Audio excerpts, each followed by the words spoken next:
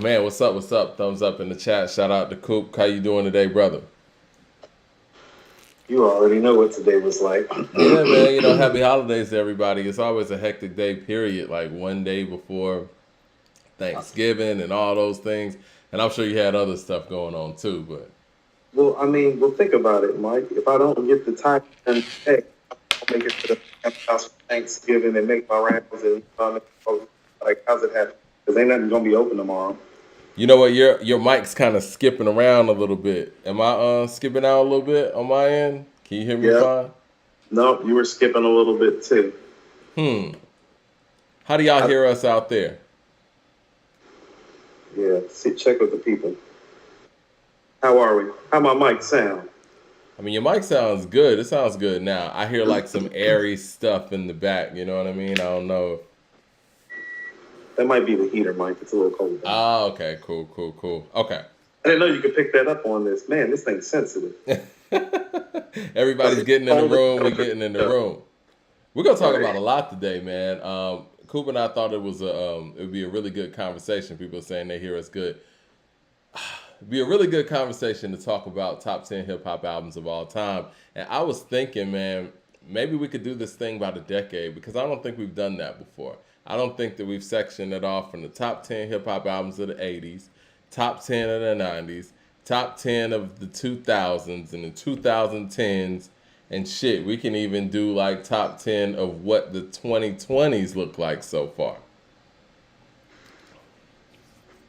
That idea kind of came to me because Doggy Style's celebrating the anniversary today, and Do you think that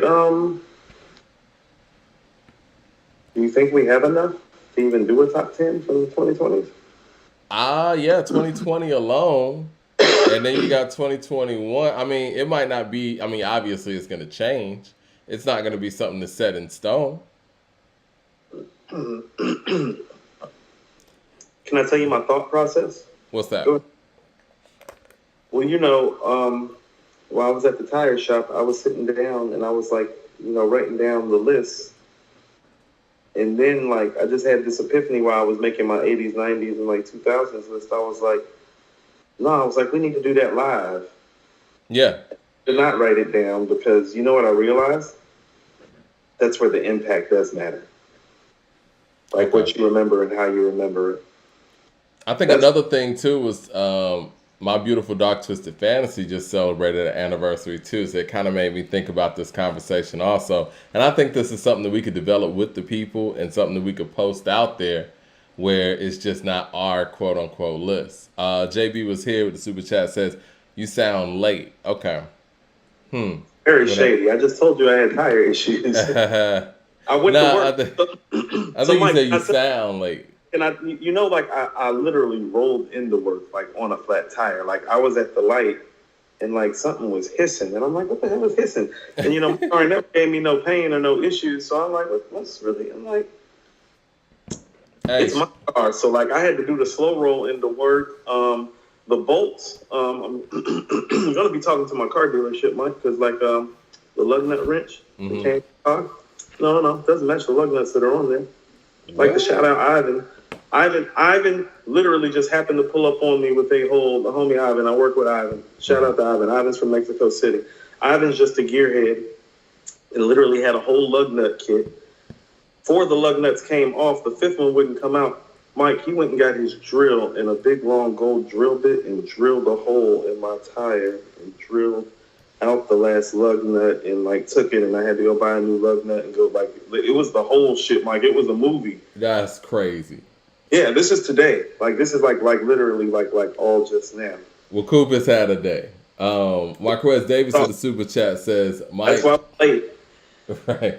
Marquez Davis says, Mike Coop, 7.1 pitchfork for KD3. I really don't understand what they be listening to. All right, let's go into it then. We were gonna save that conversation for later, but shit, we can get into that. King's Disease 3 gets a 7.1 in pitchfork. And if you're wondering who this guy is right beside the rating, it's the writer Paul Thompson. Now, let me get a drink of water real quick. All right. Actually, it would be it's interesting to know, though, Paul Thompson also reviewed It's Almost Dry, Pusha T. He gave that a 7.8 while giving King's Disease 3 a 7.1. Now, for the people who actually read the review, what did y'all think about some of the things that he said in the review? What did you think about some of the things that he said in the review? I do not think that he said a whole lot.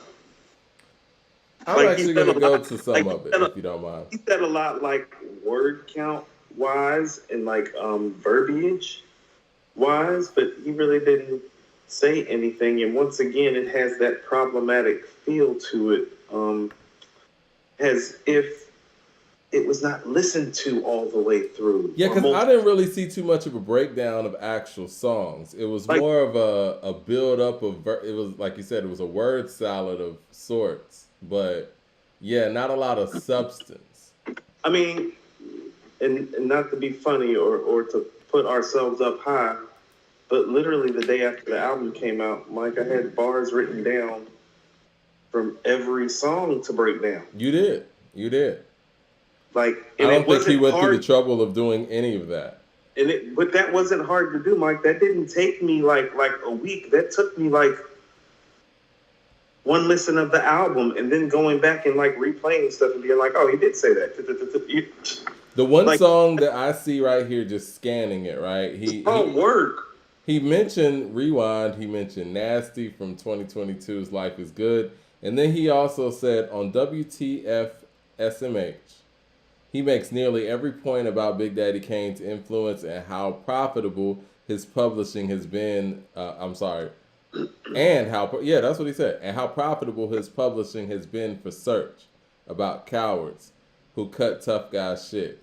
Land with the percussion single syllable burst. That's pretty much the only mention. Yeah, and then he goes on to say, the enemy is always the case with Hit Boy and often with Nas is the middle. Katie, 3 most effective songs on their pull towards opposite poles. Thun recalls the mournful song produced by DJ Premier, a la That Image in the mid-1990s, New York City to be riffed with well-dressed mobster and poorly maintained project stairways, while Once a Man, Twice a Child is a land god and luxuriative counterpoint. When Nas describes himself on the lush Marcus Miller sample Hood to Hood as a mixture of Paisley Park Prince with the Supreme Team Prince, he finally landed on the elevator pitch that resolves his most seemingly irresolvable contradictions. What was that? What does that even mean? I'm sorry. Am I slow? I must be slow. I'm fine. Yeah. You want me to read that again? No, please don't. No. I'm going to read it again for the people. No, when Nas described himself on the lush Marcus Miller sample Hood to Hood as a mixture of the Paisley Park Prince with the Supreme Team Prince, he finally landed on his elusive elevator pitch that resolves his most seemingly irresolvable contradictions. What? What is that? No, I need my Koofy, man. I need my Koofy. This is Oswald Bates talk. This is Oswald Bates talk. But can we just be honest with each other? Like, what did that really mean? Like, let's not be. Does anybody in the chat know what that knows? What that means? I know we got some smart people in here. No. Let's try to intellectually unpack. Okay. What he is trying to express, because I think that you're intelligent. And I think that I'm intelligent. I find our audience to be intelligent at times, though rather mobbish, but intelligent. And nobody really knows what the hell that's saying. And this is what I mean. And also, too, can I point out something? He's calling Nas a contradiction from what I'm gathering from this. Well, here's the thing. It appears to be, it's almost like misquoting the bars, because the way that he's placing the quotes in here and connecting them, well, that's not how the rhymes go. And so the connective tissue that he's trying to, quote unquote, stitch together, like Nas is talking about how he stitches words together, you know, like the stitch just isn't connecting. And so let's try to make it connect, like, seriously, because it's like, I don't, I don't, I don't understand. 36 Chambers says word salad review that doesn't say anything. Shaking my head. All right, this is what I guess I'm gathering from what he's trying to say. Okay. Paisley Park Prince with the Supreme Team Prince. Obviously, Nas is talking about him being able to be everything and adapting to every situation.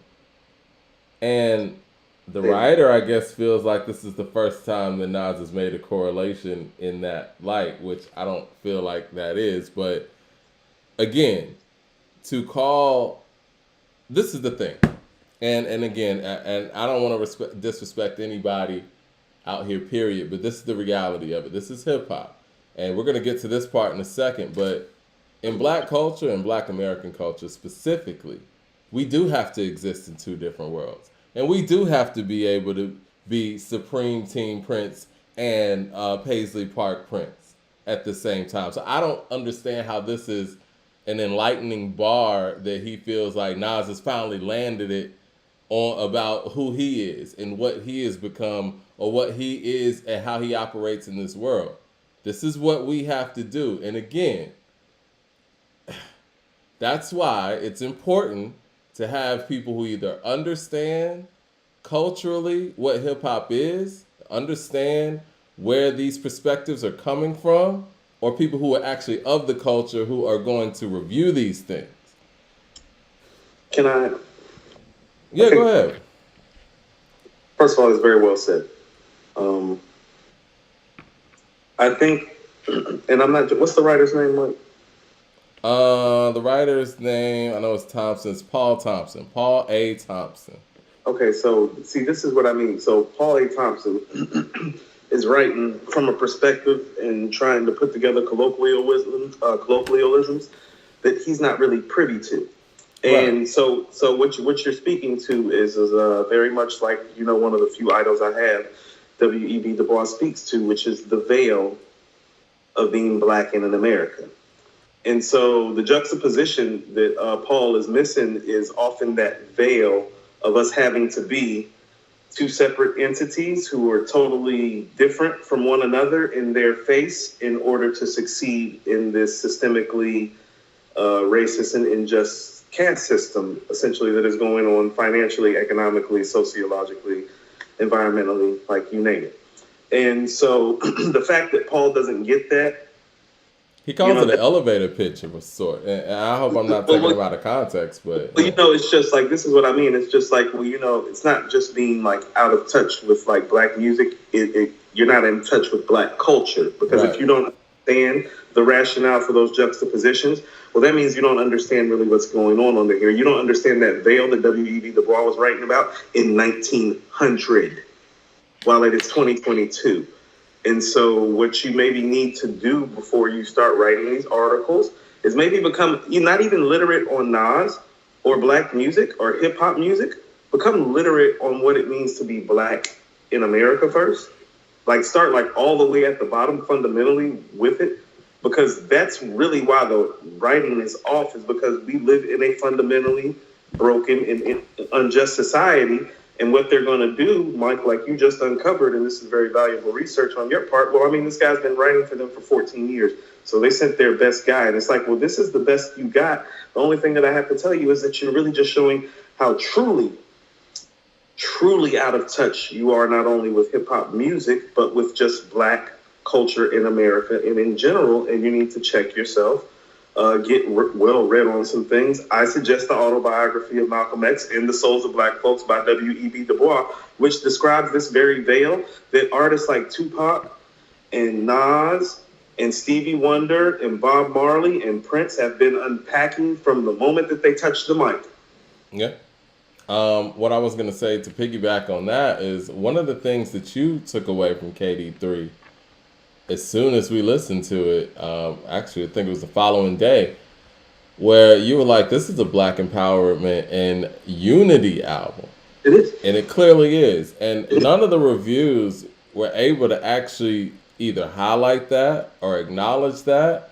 So I think that culturally, the people that are reviewing this album specifically, and that have been reviewing Nas for years, just fundamentally don't understand what this man is talking about, where he's coming from, where the artist like they're hearing what we're hearing, but not comprehending what a Nas listener or somebody who really understands where Nas is coming from Right. is saying. Either that or they, refuse to acknowledge it. Either way, you can't review any piece of work properly if you don't have those bases. I mean, it's like when you're in school and you have courses that you have to take before you get to that certain level. They're having people take these courses, write these articles who haven't taken the prerequisites. You're not qualified, honestly, Paul Thompson, to even write a Nas review. I'm sorry. If this is the stuff that you're unpacking, you're not qualified. Not as a writer. We're not saying that you're not qualified as a writer. No, that's not what I'm saying. Culturally, you're not qualified. Right. Eric Terrell with the super chat says, legit used the 5 Heartbeat sample for a reason. Because in the scene, the show was rigged against them, and they still won. Like how Nas used it. Yeah. And you know what? It's funny. Culturally, once again, no one's bringing up this 5 Heartbeat sample in these reviews. Excuse me. I have. Yeah, I know you have, but I'm saying like everybody who talks about this, like from the Joe Budden podcast, people of the culture, they're like, "Yo, this sample was crazy. It was right in our face the whole time, and somebody finally used it and flipped it." Pitchfork's not even talking about this 5 Heartbeat sample. It's a cultural difference. Yeah, go ahead, my bad. I'm sorry. They probably don't even know who Robert Townsend is like that. You feel what I'm saying? And if they do, he's that guy that like helped Eddie Murphy like back in the '80s when they were kids. You get what I'm saying? It's like the Parenthood. For real. Yeah. It's just so lost and convoluted. Like the separation. Like you see the separation in the lack of connecting to the artist. Like we're expected to connect to the white artist, but they're not doing a good job of connecting to our side. So it's like when you're looking at a Metacritic per se, and they're like talking about like, oh, this is, the highest album for a rap album. And it's like, well, why aren't there more rap albums like rated like this, quite frankly, anyway? And why is Pitchfork culturally still getting it wrong?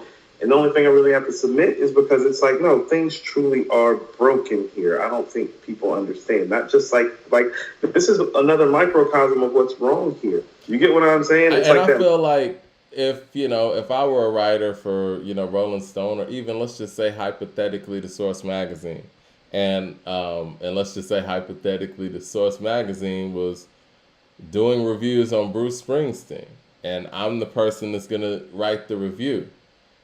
If I write that review, I better be on my shit or I'm going to hear it. You know what I'm saying? Like, so it seems like those things aren't asked of the other side to know culturally what's going on over here before you pick up a pen and you're able to write this on this major publication. They wouldn't let me write a Bruce Springsteen review on Rolling Stone if I didn't prove to them that I knew my shit when it came to Bruce. You know what I'm saying?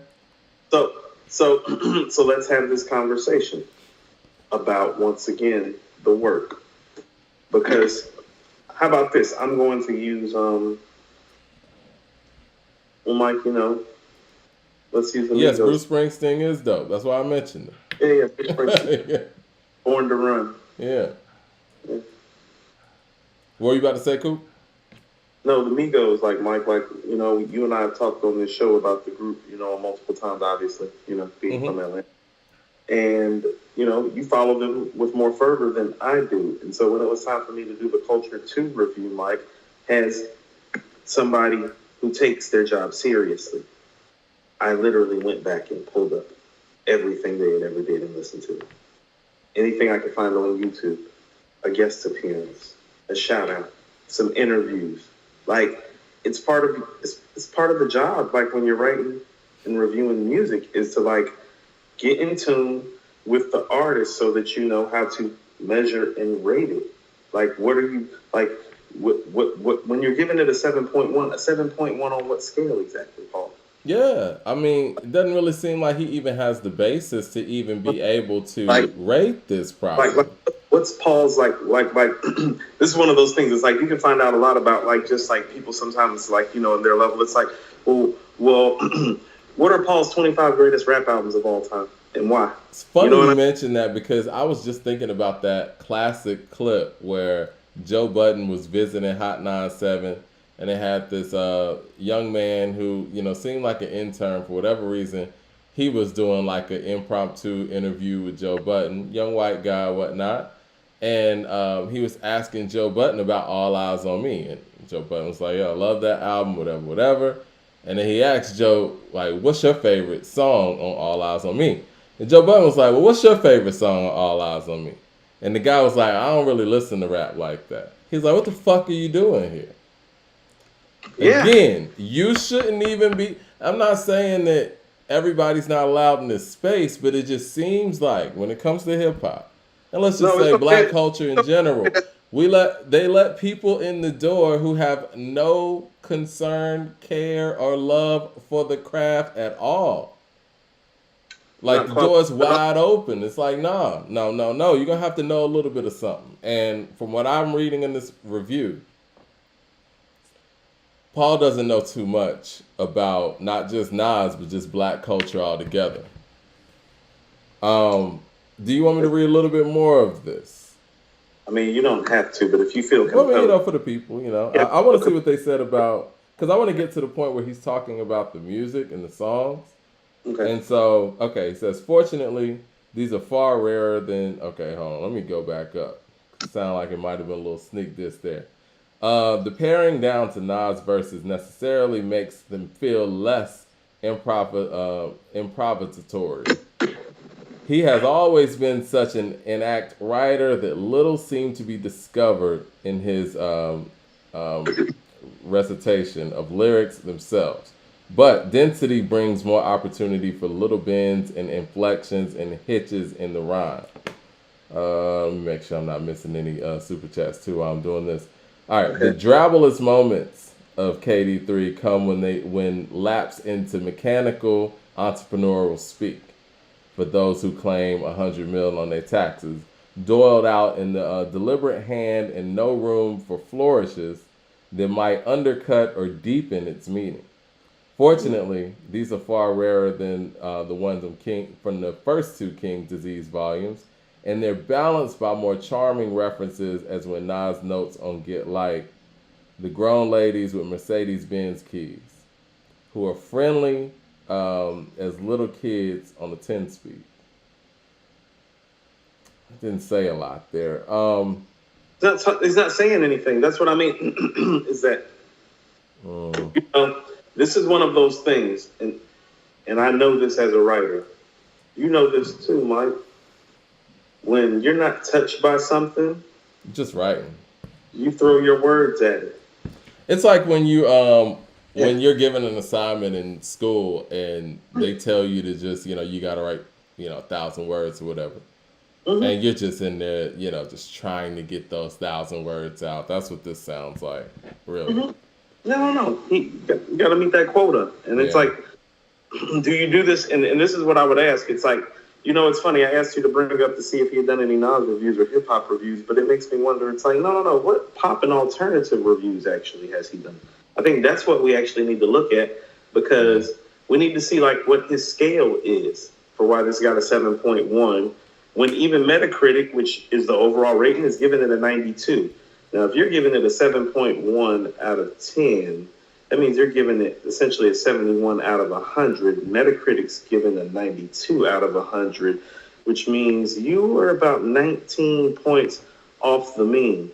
Now, Mike, when you're the only person that's 19 points off the mean, there will be no. Explain that.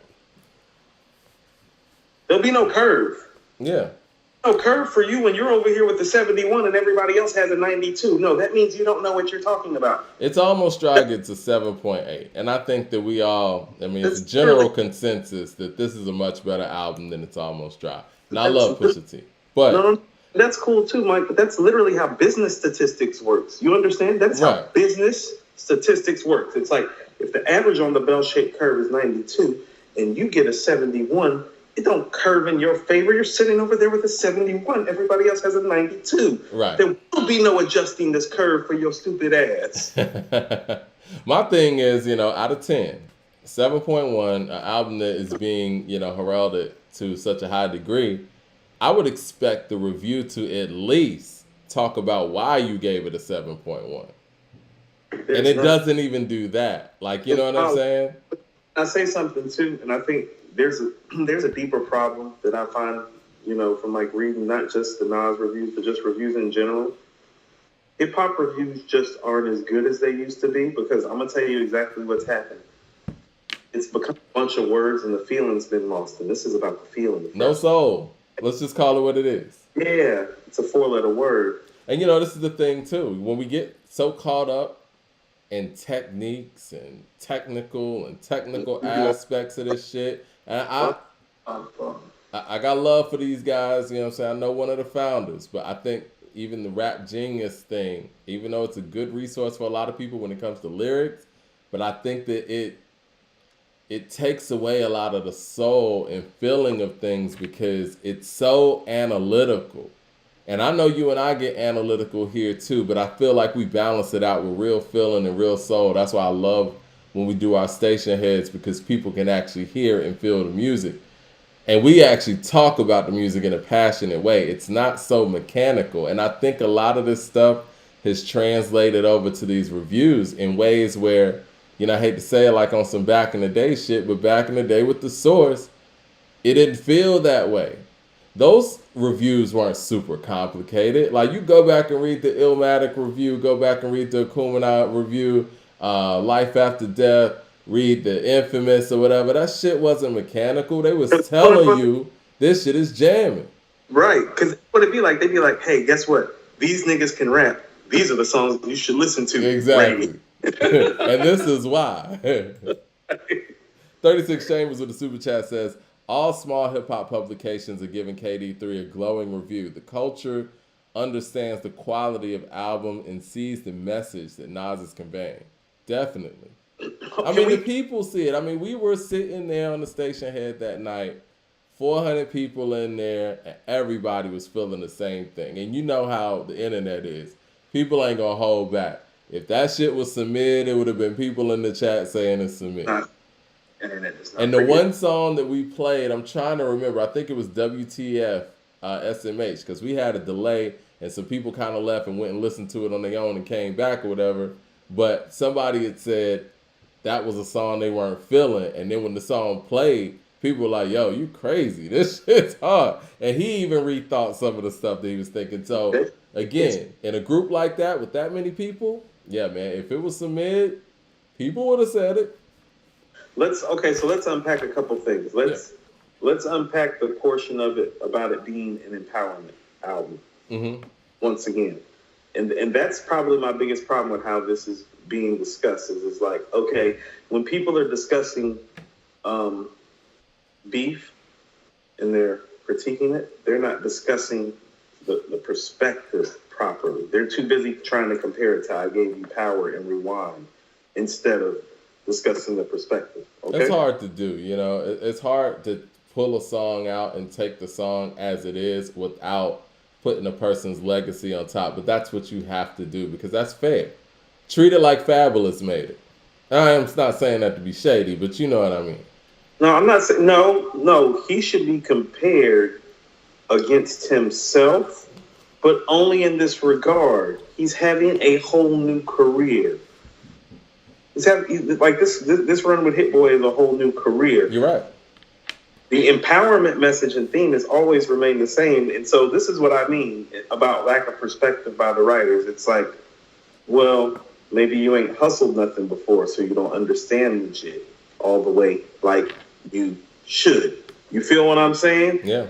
Maybe you haven't been following his career and Mobb Deep's career and Capone Noriega and Tragedy Gaddafi. Like maybe you haven't been following these guys, so when you're hearing a record like Fun, it's not resonating with you as a hip hop head. Well, because you're not familiar. You ain't heard Fun and Kiko before.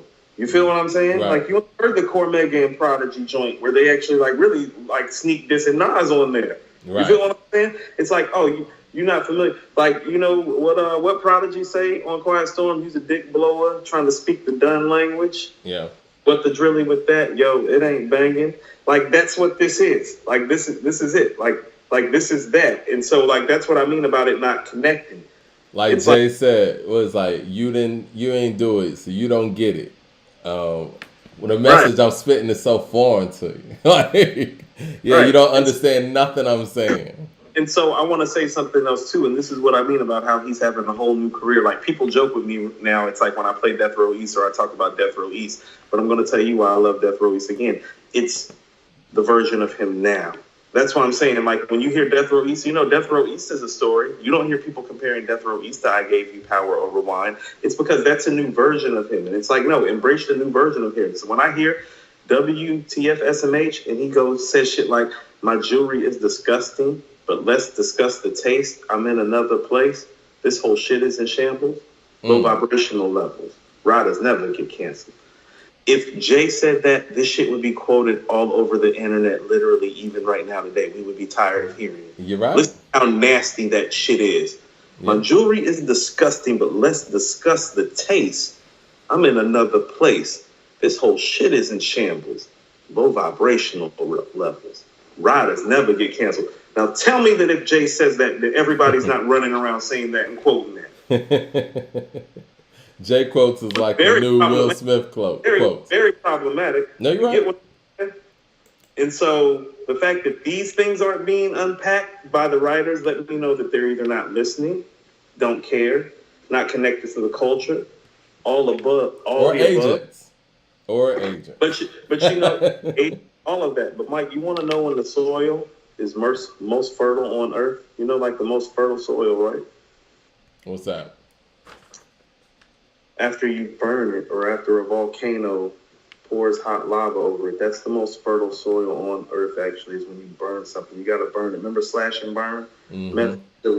Yeah, you got to burn the whole shit down and burn the soil and burn it down to the root and start over fresh. Like, some of the best soil is actually after volcanoes have come over. The ash and the sediment that's left is so fruitful. All the nutrients that come from that naturalness, like in the earth. So sometimes, like, you have to burn shit down.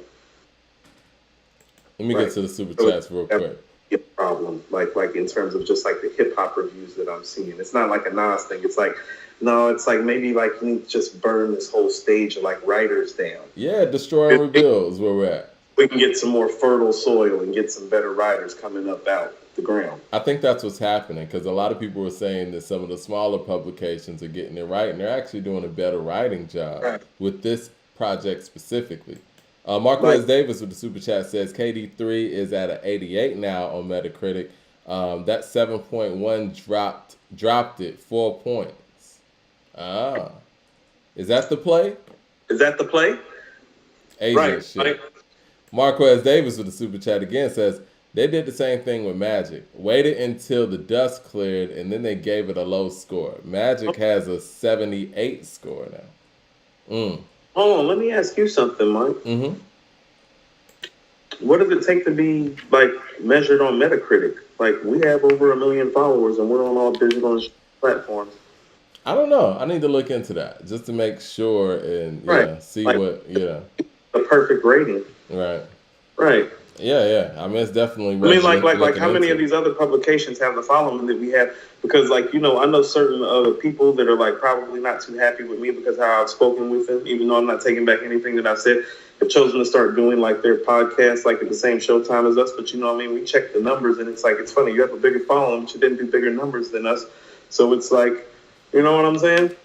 I mean, listen, man, people ain't really listening to them like that. You know what I mean? Like, I mean, I'm just being real, not trying to be funny or whatever, but, you know. Solution with the super chat says, please educate me on Nas' ownership of Jay's publishing in regard to dead presidents. Did you see that clip where... Oh, yes. Well, it sounds like, according to MC Search, is the fact that, you know, they needed to go through... Forgot who exactly they needed to go through to get it cleared, but Search was the gateway to that. He told Jay and them that it would be $2,500 to do that. They did it, but the negotiation that I guess Search worked out was yes, you actually were able to use this sample, but Nas owns 50% of the song Dead Presidents.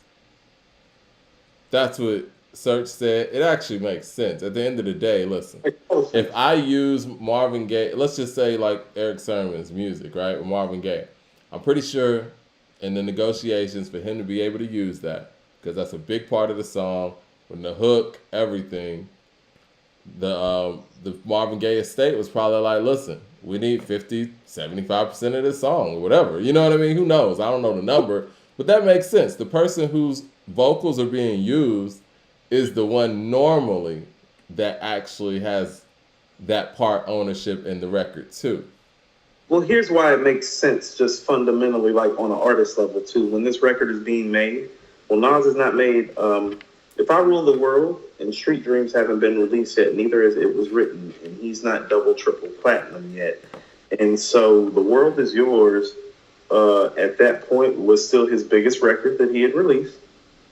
And arguably, in a lot of people's mind at the time, probably like a top 25 to 50 hip hop song all time already in 1996. You feel what I'm saying? Yeah. So it wasn't sampling a regular hip hop song, even though it had only been 2 years from it, removed from it actually being released for the public. Well, you've heard Ski talk about how that beat came about, right? What? How the Dead President beat came about. Well, he said, everybody was bumping The World Is Yours or whatever. He made the beat around those vocals. And Jay heard it with the vocals in there, and he just told, it was like, yo, keep it. And that's how it happened. And so it was already kind of in the song. And I think that maybe the first thing to do, and I don't know this part, but maybe the first thing to do is to be like, yo, let's reach out to Nas, see if we can get him on it. And maybe if that didn't work, then it was like, okay, well, let's just get the sample cleared. It's Mike, just for me, it's one of the few hip hop songs, and when you're younger, it kind of hits you different, but it's one of those few songs that I heard like early on that just like kind of like floored me the first time that I heard it. It's still my favorite. I think it's my favorite or second favorite Jay-Z record, and mostly because of the tone and the way he's rhyming on there. It's up there. I was like, because like you don't know, and that one are my two favorites. The World Is Yours was the song that made me want to rap. And so, like, to hear him take the hook and then make something, like, comparable, caliber-wise. And Dead Presidents is just, everything that Jay, is about, but especially in that era. And everything that he was saying on there from part 1 to part 2, like I want money like Cosby, who wouldn't? It's that kind of talk to make me think you probably ain't got no pudding. Niggas had the kind of dreams in jail. Like, he was able to articulate everything that was going on from that whole concept of money, Dead President. So it was a perfect marriage. Well, here's the thing. And I'm glad they got it cleared. And I think that he was able to tailor his verses conceptually around that hook. So they honestly had no choice but to go clear it. I'm telling you this, as an artist, if I was Jay, I would have got it cleared. If he wanted 50% of the publishing on it, sure. This is the concept for the record. The record doesn't sound the same without that in it. You know what I mean? Like, what's the hook gonna be? It doesn't. Well, here's the thing. We're speaking to a couple things. It's like, first of all, Jay's hook game ain't never been like that. You see evidence of it right there, because it's like some of his best stuff is a riff, or when he's just talking shit. Look at Streets Is Watching, Imaginary Player, 1,000,001 Questions, Dead Presidents, Feeling It, Can I Live? Like, you know what I'm saying? Ain't no nigga. I do think that his best hook comes from that era, though, and I think it's the Foxy Brown record. Straight out the gate, y'all, we drop hits. Tell me, how nasty can you get all the way from the hood to your neck of the woods? It's real, but then the sample comes in, though. Right. To finish it off. No, so he's a great... I'm saying this respectfully. He's great at riffing off of other people. But Dead Presidents is his greatest riff, because here's the thing. That's a money song. That's money talk. Mm-hmm. And Jay had more money than most of these rappers. Right. So it's like giving him a money talk song and flipping it with a song that was a hip-hop classic, where the guy's talking money talk before the verse is over. Oh, no. That was perfect for somebody like Jay to slide in and take it and, like, really, like, grab it. Like, he's the guy for that. Don't get it twisted. You know? Yeah. Yeah, he the guy for that. Like But for from a that, business like standpoint, you want to take the Nas shit and make it like a money talk song. Oh no, Jay's that guy. Yeah. but the thing is, Coop, from a business standpoint, you got to clear that sample. You got to do what you got to do to get that sample cleared. Well, don't you So think it's if the negotiations is like, look, Nas wants 50% of the publishing, what you gonna say? No. I mean, you want to know You know what? what I Like, mean? Like, what you gonna what I say? really thought about when Serge said that, I was like, what if that would have made it into ether? Yeah. Right? Think about that. Think about like I feel like it should have. right, I feel like it should. I would inserted somewhere. It's like I own half of your best song. Like you know what I'm saying? Like. Yeah. Eric Terrell with the super chat says, "Do you care about critics when you heard first? I'm sorry, when you first heard Big?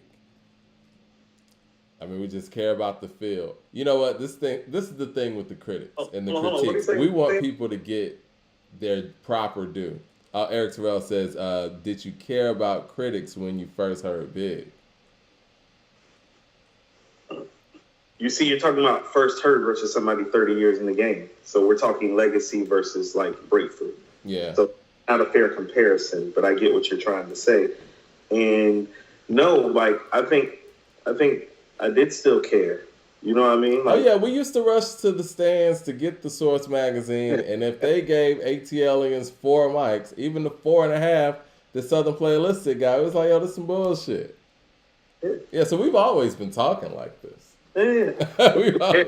Hassan Sykes with the super chat says, Miss LB asks, does KD3 change your music palette in terms of listening to other hip hop albums?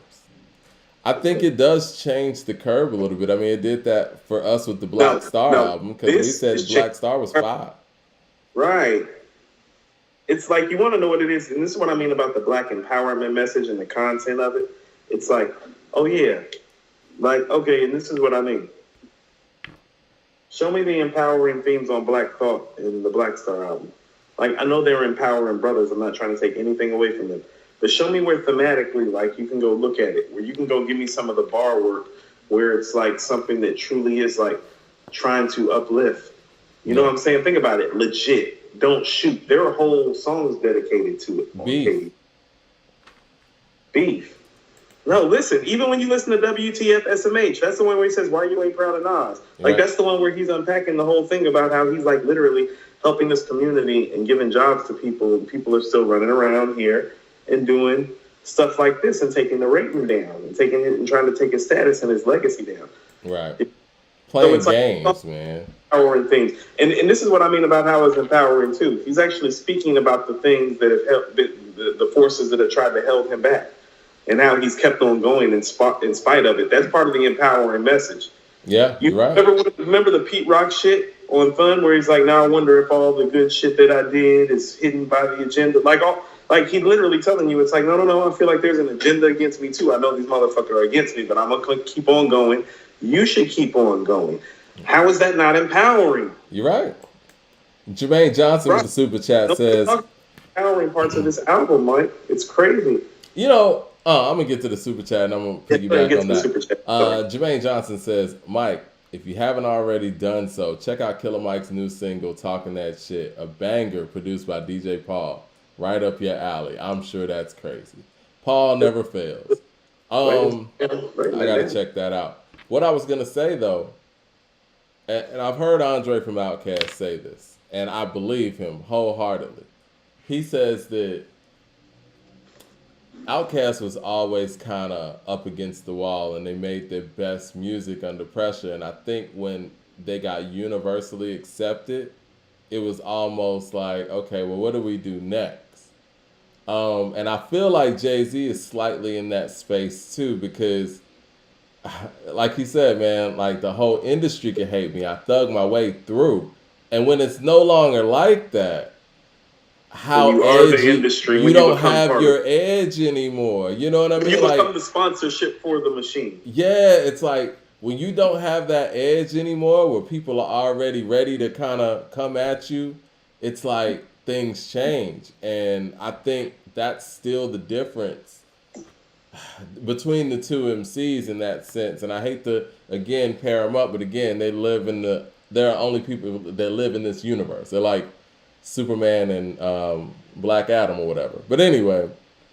Okay, But yeah, I just feel like I think that the adulation at this point that Jay continuously gets, and like you said, if that quote was said by Jay, it'd be everywhere.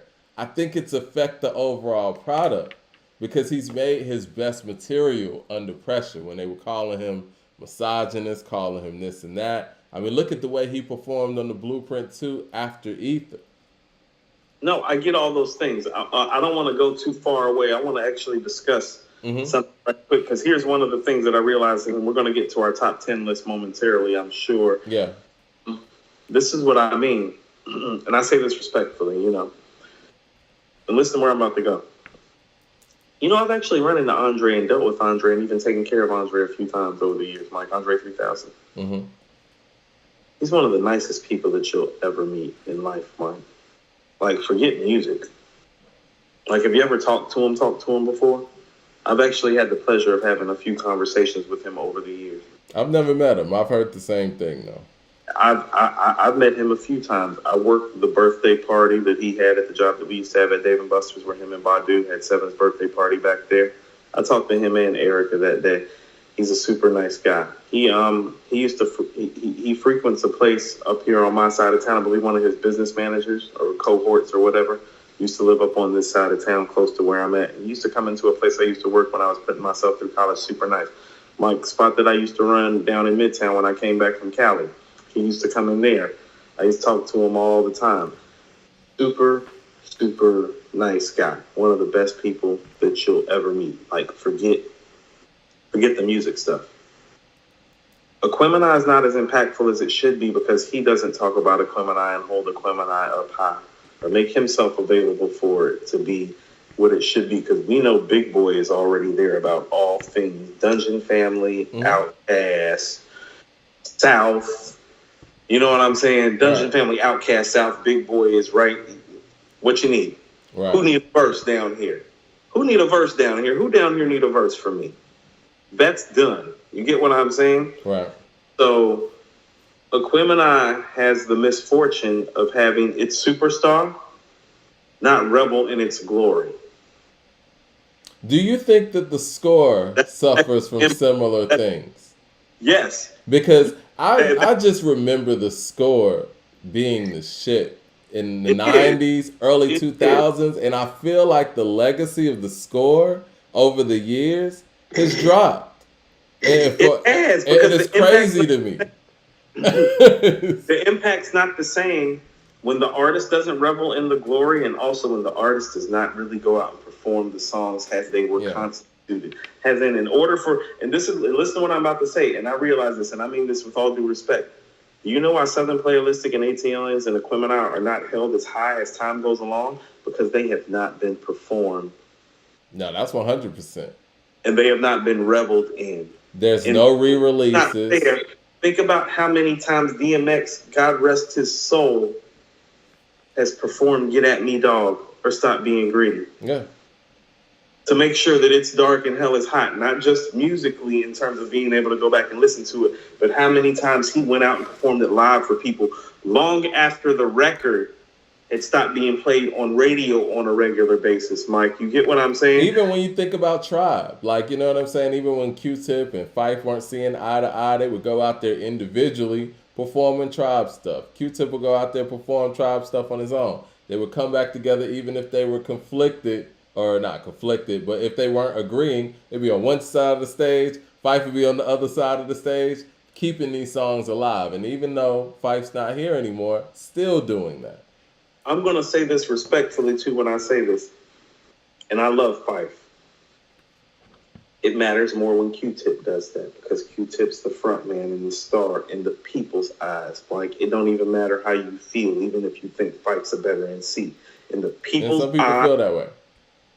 Q-Tip's the star. And so him going out and contributing to that helps keep it alive. Oh, so you're saying if it were a situation where Phife was just out here keeping the Tribe songs alive, it would not be the same. It wouldn't be the same. I see what you're saying. It would not be the same. And that's why it's not the same for Outkast. and that's why it's like, well, we're doing the top album, hip hop albums of the '90s. Well, I know Aquemini is one of the best 10 rap albums that I ever heard, definitely, which means it should make the '90s. But when I looked at all the other impactful shit that's gotten to live on, because the artists haven't performed it, embraced it, reveled in it. I'm gonna say this again: performed it over and over again. Like Prodigy would do Shook Ones and keep it thorough. You're right. And Quiet Storm. That shit is necessary. Even if you think about LL Cool J. LL Cool J will go out there and do Rock the Bells. LL will go do Lounging right now on your ass. He'll do shit from the 80s. He keeps bad alive. Think about this. Yeah. Lounging came out in 95, right between Southern Playalistic and AT Aliens. LL will come out here and go do literally Lounging, the I Shot Your remix, and Hey Lover right now. Now tell me that Big Boy and Andre are going to get together and come out and do Players Ball, Southern Playalistic, Hootie Hoo, Elevators, Over the Woods. Last time they performed together was 8 years ago. And then before that, it was maybe 15 years before that. Yeah. No. I was there the last time they performed, Mike. I still have wristbands. I still have the wristbands sitting in my safe, Mike, because I'm pretty certain that it's the last time. Oh, it is. I have so you know what? Tonight's the night, Mike. I'm just gonna cut this right there. Like 7 smoke detectors in this house. This one's getting the hedge cut clippers tonight, Mike. It is. I can't. Hassan Sykes with the super chat. It's beeping, Mike, and the battery's not even in it. I don't even know what's going on. It's like a poltergeist. Let me get to the super chats real quick. Hassan Sykes says, y'all need to rate Nas's hook game a 10 now. And you may need to change your rating for Nas, period. You know what? I think you might be right. DFW Herbie with the super chat says, you show off, I count off dough when you sample my voice. He did say that. It's around like the few Snickers. Nas designed your blueprint. Who you kidding? NDU Jams with the super chat says, there are 54 songs between KD1, KD2, Magic, and KD3. 40 of those songs he had no features, and we like them and we like them more than the ones that had features on them. This proves once and again that Nas can stand on his own. I mean, he's the greatest MC of all time. That's a great observation. Did you hear that one, Coop? Said 54 songs between KD1, KD2, Magic, and KD3. 40 of those he had no features on. No, that's about right. That's an incredible stat in a 2.5 year period. Mike, that's the average clip for him. That's the clip that he works at. That's what I'm saying. Like, how many features are on the Illmatic? No, I'm just talking about 54 songs in 2.5 years that were released is awesome. Period. No, Mike, that's what I'm saying. That's the clip. It's like, go pay attention. Yeah. LP with the super chat says, Speechless gave people tangled advice. Not just not just we need to do better rhymes. We need to do better rhymes. Sorry, it says WR. Spread your bets out, find different interests, and double down. Kendall Outlaw with the super chat says, how do you think Nas would have sounded on a Neptune beat? We've heard that before. The Flyest Angels. Yeah, Flyest Angels. Wasn't feeling it. Now, I do think this, though. This is what I'm going to say about the Neptunes in that period. I don't know if the way they were spreading themselves so thin, and I've heard Pharrell talk about this before, they changed up their sound because they just weren't using the same equipment anymore because that equipment didn't travel well. The stuff that they made in, I guess in their signature sound prime.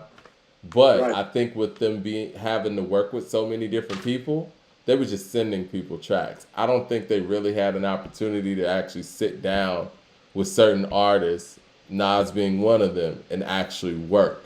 I truly believe if Pharrell and Chad actually were able to sit down with Nas and create, they could have came with something. I don't know about that because they kicked it because Nas's whole Pharrell's the one that introduced them. Yeah, more or less. Yeah. Right. So it's like, no, they done kicked it because it's like he's the one that told both of them that they should talk to each other. That's the one thing about the Neptunes, though. There's certain people that they just click with, off top, and same thing with Timbaland too, on a different level. But there's certain people that they just can't get it right with. And want to know what I've learned too? Go ahead. I'm no, sorry. I was just gonna say I feel like T.I. is one of those people too, and I know a lot of people say they like Freak Though and they like Pussy Pumping #1. I just feel like for the talent level they are and the talent level that he has been, they should have been able to make a song that matched both of those levels. And I feel like Pharrell continuously tries and tries with T.I. In Blurred Lines? It's not his song though, but I feel you. If it was, then maybe. I mean, let's just be real. Did you feel that way Blurred Lines was T.I.'s song? Coop works the best with Tip. That's just because we have What You Know. I think, no, I don't even think it's just that. I think even before that. You thinking the mixtape shit? Nah, I'm thinking of Dope Boys in the Trap. I mean, from the jump, him and Tip, he made You Don't Know Me. Who did 24s? He did 24s? I think he did 24s too. He did You Don't Know Me. You know what I mean? Like, no, him and Toomp. I like yeah. They been clicking. And did he do ASAP and all that? Did he do all that stuff? My guy Chad, who went to high school with me, he made ASAP. Rest in peace to Chad. But I think that he made Motivation. So I'm gonna have to go back to the credits. But most of the songs that really sound like Tip. Didn't you go to school with some of PSC? I mean, PSC went to my high school. Right, because you know the homie Chris Hardaway. And Chris was like, yeah. Big Country K and all them, they went to Pebblebrook. Right. West Side. But yeah, I mean, so Toomp works with Tip the best, right? And I would say the second best producer for Tip is Jazzy Faye. I like the Jazzy Faye stuff. Jazzy Faye and T.I. come together pretty well for whatever reason. You want to know what the collab that I always wonder why it didn't happen more is actually, Mike, was the David Banner collab. Because to be honest with you, when I heard Rubber Band Man, I was like, that was the collab that I wanted to see more of. Well, that was the song that kind of launched him on a nationwide level. That was the song that launched him nationwide. That's the song that got Puff in the video, I believe. Yeah. Michael Vick was in that joint. Usher was in there. Yeah. Rubber Band Man's that shit, Mike. That's what I'm saying. It's like 24s and Dope Boys. Like, that's some Atlanta shit. That was local, but yeah. Like, that's Atlanta. Like, and I feel you. Like, if you from here, especially around that time and that came out, that's everything. But Mike, Rubber Band Man? Dope Boys in the Trap is the record that carried him over. Rubber Band Man was an anthem. Yeah. I think, but Dope Boys in the Trap is the record that got him to trap music. You know what I'm saying? Like, that's the only record that sounded like that on I'm Serious.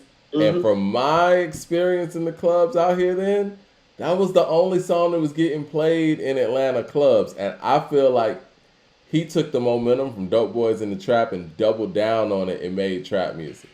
He found his direction. He changed his style up a little bit. I got to give him that, man. His flow on I'm Serious, his change from I'm Serious to trap music is one of the best changes we've seen in hip-hop. That goes down with the whole blended on reality to the score type changing.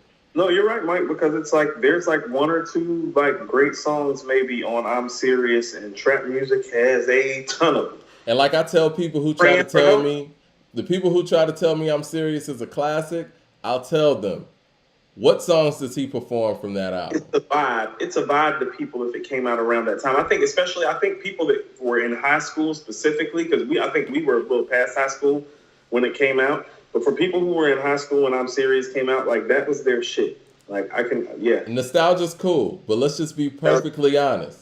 What song from that album does he perform? None. No, that doesn't necessarily mean.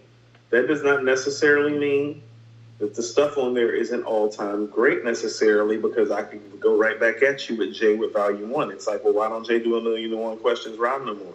Imaginary Players, Streets is Watching, Friend or Foe 98, You Must Love. Jay does perform. He does perform one song on there, Where I'm From. He performs that. He performs Where I'm From? He performs Where I'm From. That's my favorite song on the album when it came out, but that's still not enough for all that heat for 97 Hoes, and you know that. That whole run that T.I. was on, he didn't perform a single song. That serve as a reminder and a mission statement. Imaginary Players is a mission statement. You might hear 1,000,001, but Jay got a whole lot of records. Darren Harris with the super chat says, "What keeps KD3 from being the best hip hop album of all time? One producer, 0 features, 16 cuts, no skips, diverse range of topics, super lyrical, just thoughts."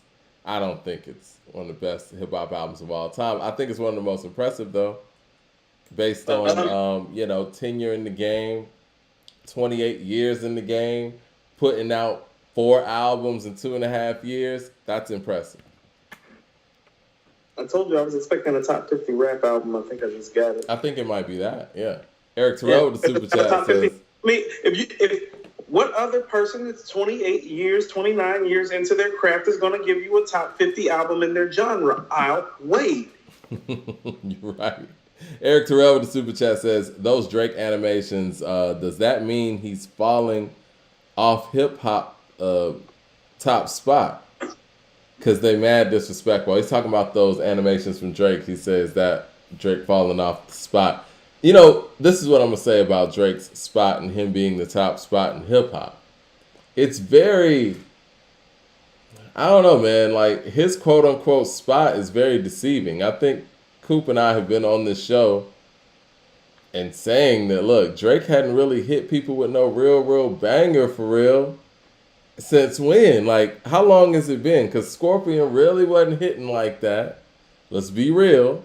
I think the last song that he really had that organically hit was Travis Scott's Sicko Mode. That shut shit down for a second. And it's like, I think that all we're quantifying his spot on is numbers. And if you're waiting for the numbers to fall off, that ain't going to happen. Like, his numbers are always going to be there. I think it's more the notoriety even at this point than it is the numbers. And that's not to say, like, do you like the Her Loss album? It's cool. I hadn't gone back to it since its release. And I think it's better than the stuff that he's put out recently. But, still. It's if you're reading this, it's too late. It's not that. I mean, you're so happy in your relationship, Mike. You don't like none of this toxic shit. I need to go back and listen to it again. How about this? I mean, is he the top guy in hip hop? Like, period. I mean, can we even say that? For people who say that, it's like I just qualify and quantify, so to speak, like what it means to be at the top differently. Like, to me, the top is like when literally all the other people are looking at you as the man and as the MC, and it's like, that's the guy right now. Like Jay-Z in 01, like Wayne in 08, or like Kanye in 05. Like, that's what that means to me. Like, no, that's exactly what I'm talking about. Or T.I. in 06.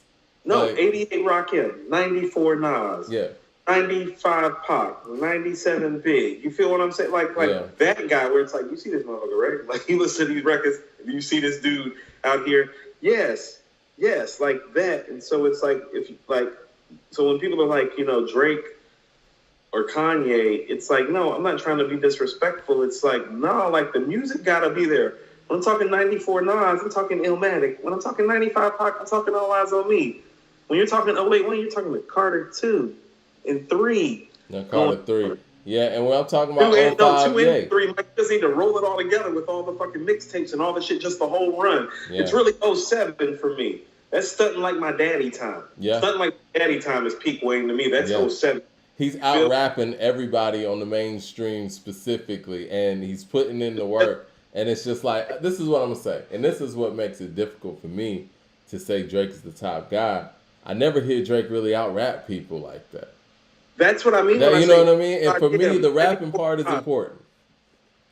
No, I mean, 01J is out rapping everybody but Nas. It's just not, his songs are better than Nas's songs, like briefly around that time in terms of what's being released. You feel what I'm saying? The Kanye thing's a little different because Kanye's not only putting out Late Registration, he's producing B. You know what I mean? So it's like different. Like, how about this? The way that they talk about Drake, since you're bringing up B, we've never talked about Common that way. And Common has had moments multiple times, like where he's been like.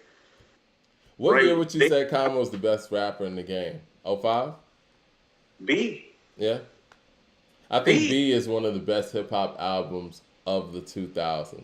How about I've always said that B is better than the Blueprint, and that's I high agree. praise for me. I agree though. I'm always It's told Your World is just there's only one song I don't really like that much on B, I and don't feel it was one of the singles, and that was Testify. I didn't really love Testify. Probably the sample just got annoying, but it's a great storytelling record, and they needed a storytelling record to make that album complete. So I mean, B is very how about this? I feel the way about B the way I feel about The Moment of Truth by Gangstar. because the thing is, if you want to sit here and compare B and the Blueprint, let's just say, You for don't want to go me, song for song. for me, the Blueprint doesn't. I can't say the Blueprint's better because it has Jigga That Nigga Jigga, Ola Just it Ovito. was good. Yeah, Ola Ovito, and I don't feel like Renegade fits, right?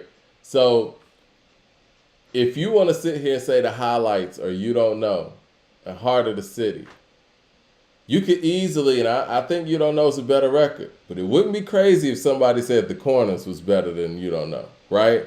Corner might be the corner is Commons Made You Look in a Yeah, lot it of ways. is. Or if Yeah, you want to sit there and talk about a record like Heart of the City, you really could throw Shy City on that, honestly. But if you want to be or they fair, say yeah, or The Food.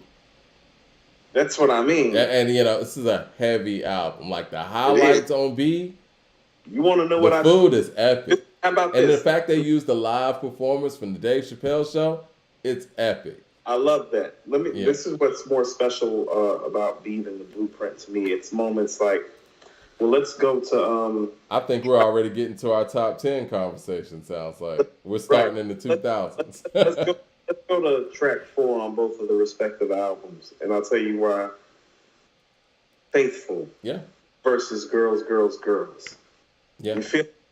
Now Yeah, go it's listen to different. Faithful now as a grown man, and go listen to Girls, Girls, Girls It's now. And different. tell me the song has more staying power, actually, even though Yeah. one was a single, one wasn't. Tell me what the actual better record is, though. You're You right. feel? And that's the thing about B. And then you talk about He Mama made Loves timeless Me. music on B. They Yeah. made timeless music on B. And then you think about Mama Loves Me and It's Your World. Like That's It's what Your I mean. They World is made just a timeless better music record. on- and even when I mean it's timeless, you can even look at Common and laugh now. Black men walking with white girls on their arms. I'll be mad at them as if I know they moms. It's like, oh, how funny the tables have turned. Next. NR with the super chat says, did y'all see Hit Boy say that he's confused Kendrick has only worked with him once? Academic said Backseat Freestyle is a highlight of his show. That is interesting. I think I didn't even know Backseat. he did Backseat Freestyle. Yeah. Can I tell you something? Like, Backseat Freestyle, I don't know if it's the best beat on Good Kid, Mad City, because that might be Money Trees. I was just listening to both of those records yesterday, and yes, it's Money Trees. Okay, I would probably put Backseat Freestyle or The Real beat second. But What about Mad City? no, but yes. I mean, like, not saying like it's not I don't know. Mad City's actually my personal favorite. beat or song. I'm not talking about song, I'm talking about beat. Okay. Right. That's why it's like, no, for me, beat-wise on there, it's Money Trees and Backseat Freestyle, really. You know what I mean? But why would you? It's very The World Is Yours, Pete Rock, like, just not quite the same level. You know what I mean? It's like, hold on, we ain't doing another record with him? Seems Ever got really some- political. This is my thing with Kendrick, though.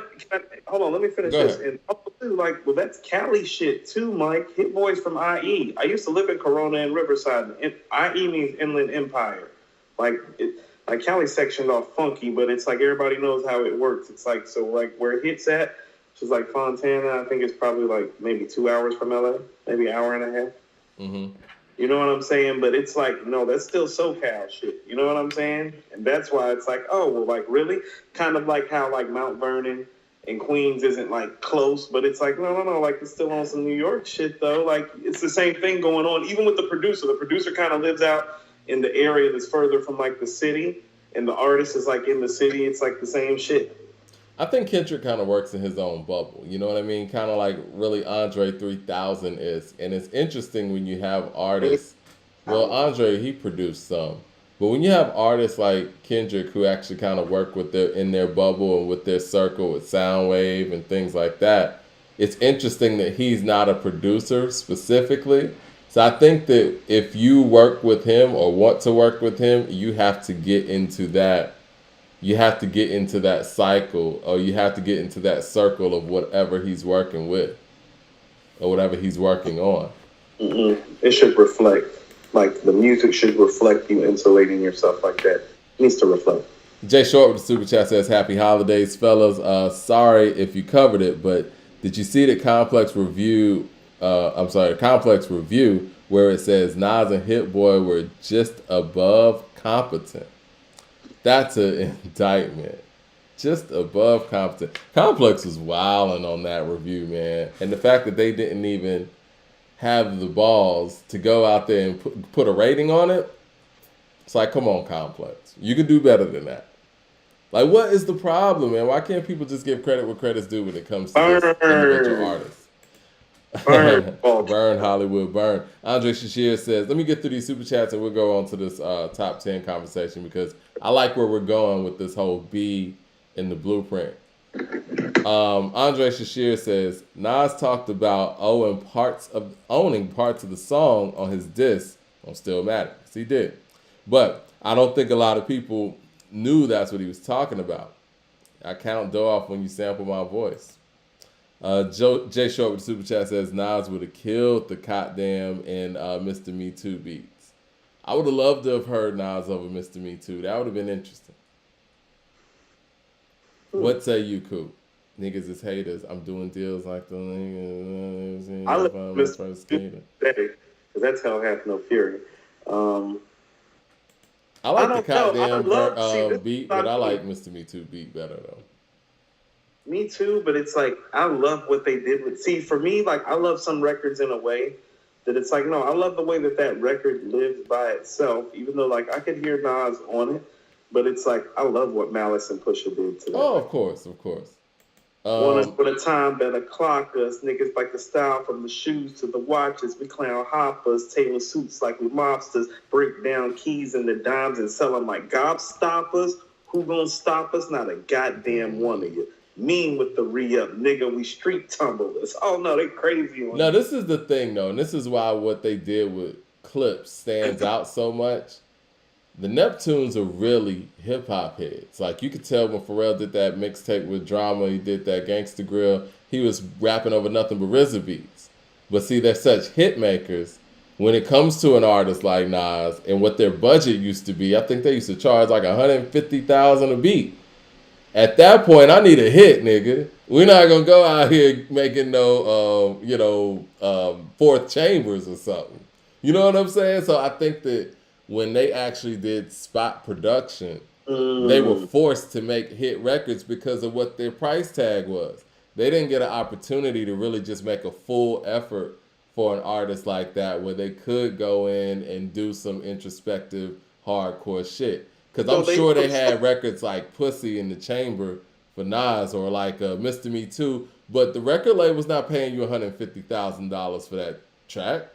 See, but this is what I'm saying. In 2005, 2006, if Nas is on that record, yes, they will. I don't know, man. You need a hit, man. Like, you need to be able to recoup that. I'm sorry. If I'm Nas and that's in the budget, I'm not going to go out there and spend $150,000 on a record that's not going to be a hit. I feel you, but because I got to pay for that. You know what I'm saying? Well, I mean, that's why Hell Hath No Fury is so special to me too. Like, it's really the only hip hop album that I really ever felt like that they really dug in and crafted. Because even when they're making Lord Willin', they're making Lord Willin' after they're hot already. Right. You feel what I'm saying? Right. They've already picked up steam. It seems like what happened was the Clips label situation, put them in certain digressions. It's a top 10 album in the 2000s?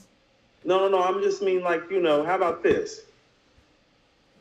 You make a song like Grinding, so people stop doing it. Right.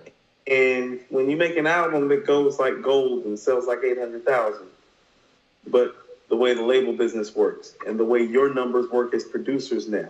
And these artists really haven't recouped from that. And they're like, well, I can just keep on doing, what I was doing before I was rapping. See, these guys know each other, not just musically, but personally. That might make that producer go, you want to know what? No, we about to sit y'all down and give y'all some heat. Cut the shit. Right. Marquez Davis with the super chat says, still ain't forgave myself was my ish though. Yeah. Still ain't forgave myself was actually the first T.I. song I ever heard on that snippet CD where his godmother gave me, right when he got signed. DJ Mars was talking over it too. Shout out to Mars.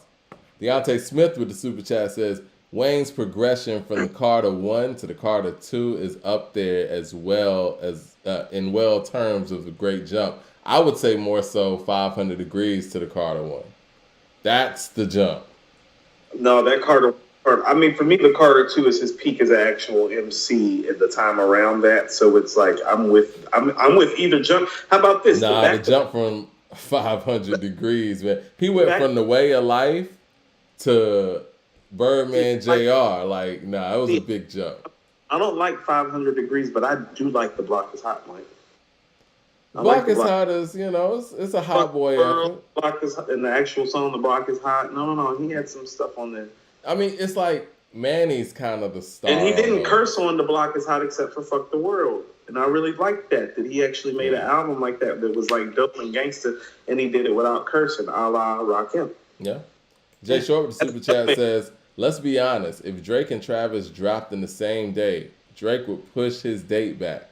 So he can't be the top guy. I don't know if that's true, but hey, I like you saying that because I think that Travis, I'll say this, Travis' musical output, as far as like how his shit comes across sonically, it could drown out anything that Drake makes. Even though Drake might do his numbers still, sonically it's not going to be what Travis's output is. And that's just real. Because can you imagine if Astro World and Scorpion came out on the same day? Which album are we talking about? Right.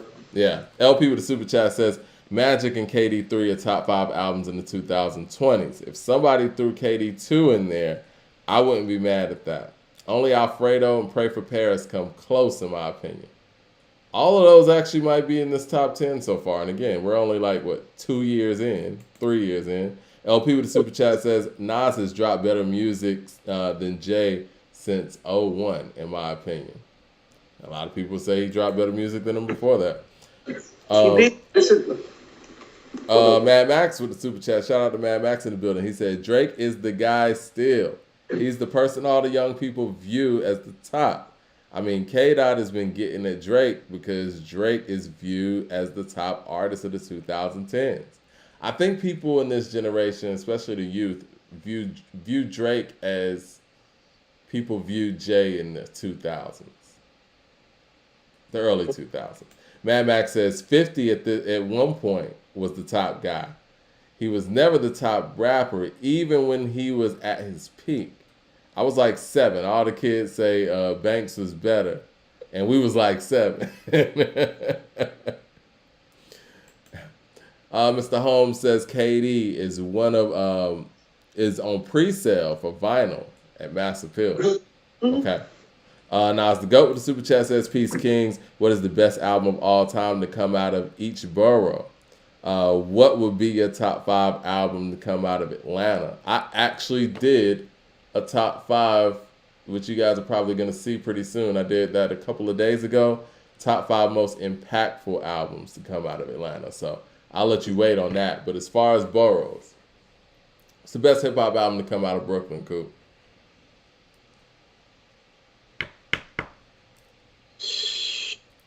Let's be easy real quick. Staten Island. Yeah. Only built for Cuban Links, Staten Island. Yes. Queens, Illmatic. Queens is Illmatic. Brooklyn's Life After Death. Wouldn't you say Life After Death better than Ready to Die? Because that's the conversation to me. It's Ready to Die or Life After Death. Where we No Reasonable Doubt for you? No, that's the next step over. Because here's the thing about it.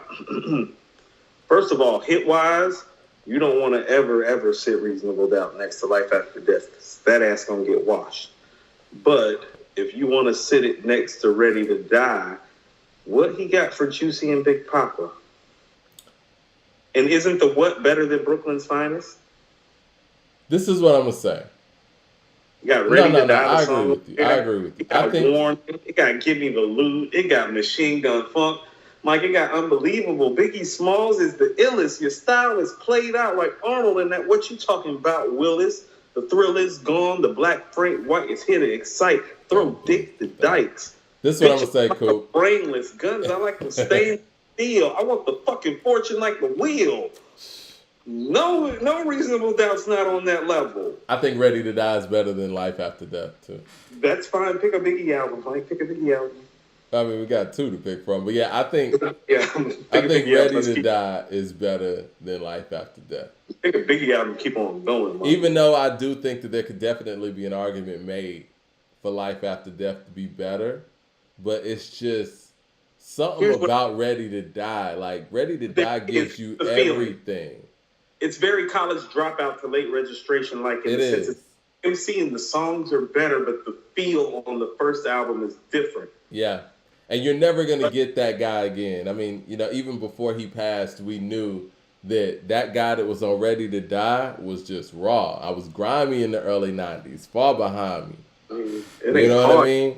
And I wish that the One More Chance, if the One More Chance remix was on there, it wouldn't even be a conversation. No, here's why it's a conversation, Mike, is it Life After Death, I don't know if there's a rap album, Mike, that has so many moments that showcase the different facets of a brilliant MC the way that it does. It's like, well, you want creative and street, 10 crack commandments. You want just straight up street, kick in the door.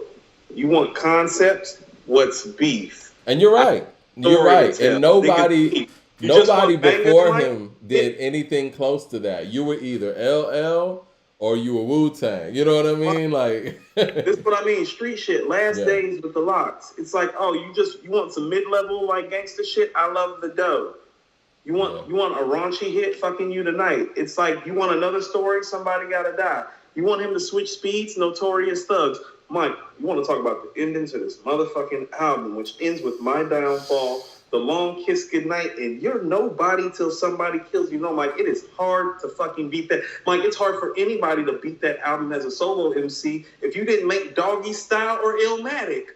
You know what? You might have sold me on the ending of that album. It's the end, Mike, because here's the ending of that album is vicious. The ending of that album, it eclipses anything that he was able to do on Ready to Die.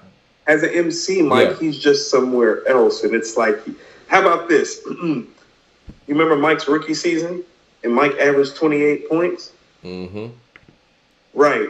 That's what Ready to Die is. No. Life After Death is that motherfucker. It's like, oh, no. Well, Defensive Player of the Year, scoring champion, right. MVP. Right. It's like averaging 38 a game. No, I mean, think about the bad records on there. Or what you would call a bad record. Like when you love, like think about something like Sky's the Limit, which isn't even like. I love Sky's the Limit. It's not even a top 10 song on that double disc, Mike. And I like Nasty Boy too. You don't like that record. Not even top 15. The record that I don't like on there, I didn't like the record with Kim. What, another? And I didn't like You've Been Robbed, but I think he's playing around on those records. Right. Taking chances. Cali, Mike? Cali got I really didn't like going back to Cali like that. Oh, I like going back to Cali, Mike. Even though I know every single word of that record. And I got to be honest, I didn't like Hypnotized like that, but it's a classic. So, there it is. Like songs I don't even like are classics. That's what I mean. Like the records on there that you don't listen to are still classic. Like, Mike, I don't listen to More Money, More Problems. I forgot about that one. When it come on. It's a classic. And specifically about him, it's like, yeah. You niggas get done rapping so we can get to the part. Okay, Life After Death, when it comes to Brooklyn, what's the best hip-hop album to come out of the Bronx? Probably Criminal Minded.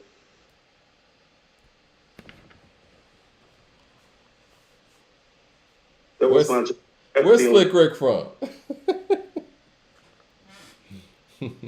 Was he claiming the Bronx? No, No, we need to know that. That matters. yeah, that does matter. Long Island's paid in full.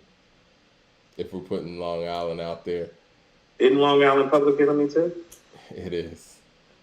So you're putting paid in full above it takes a nation of millions to hold the Well, we got to get to that conversation. We're an hour some odd minutes in, and yeah, we got to get to that conversation. Eric Terrell with the super chat says, if you can get any album performed live for you, if you can get any album performed live for you, I guess what would it be? From top to bottom, I might say a Kumina, but we've already covered. We're not going to get that. Mike, we have evidence. His family immigrated to the United States, Baychester area of the Bronx. So Okay, so it's The Great Adventures. So it's The Greatest Adventures of Slick Rick. Although that's not to say Criminal Minded isn't like viably close. Like I'm not like just saying like it's like, oh, it's clearly The Greatest Adventures of Slick Rick, because it's not clearly that. And a lot of people in the Bronx would probably prefer Criminal Minded. Probably sounds more like the Bronx than. I'm about to say, yeah. Right, Criminal Minded sounds more like the Bronx and cats from the Bronx. You know, my 9mm goes bang. Our man with the super chat says, peace. Bridge is over.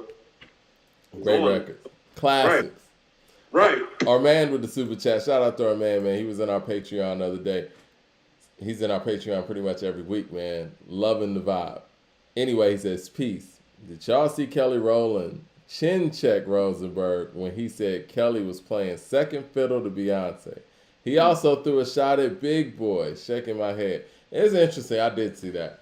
It's funny because Kelly and Big Boy, from what I understand, they're part of a investment firm and some other artists too. So they work together on some things and investments and things of that nature. So I'm just going to say this. I shouldn't say this because, we're talking about comparing. But currently, Kelly Rowland's my favorite Destiny's Child member. And I say that respectfully. I mean, Kelly's just talking to the people. And it's one of those things where in today's society, in today's star atmosphere, it's something about an artist that's not afraid to get out there and just speak to the people. And it's like, we're not living in the times where Michael Jackson could just be not heard at all and still be, above it all. I mean, you got people like Kanye West who are always talking to the people.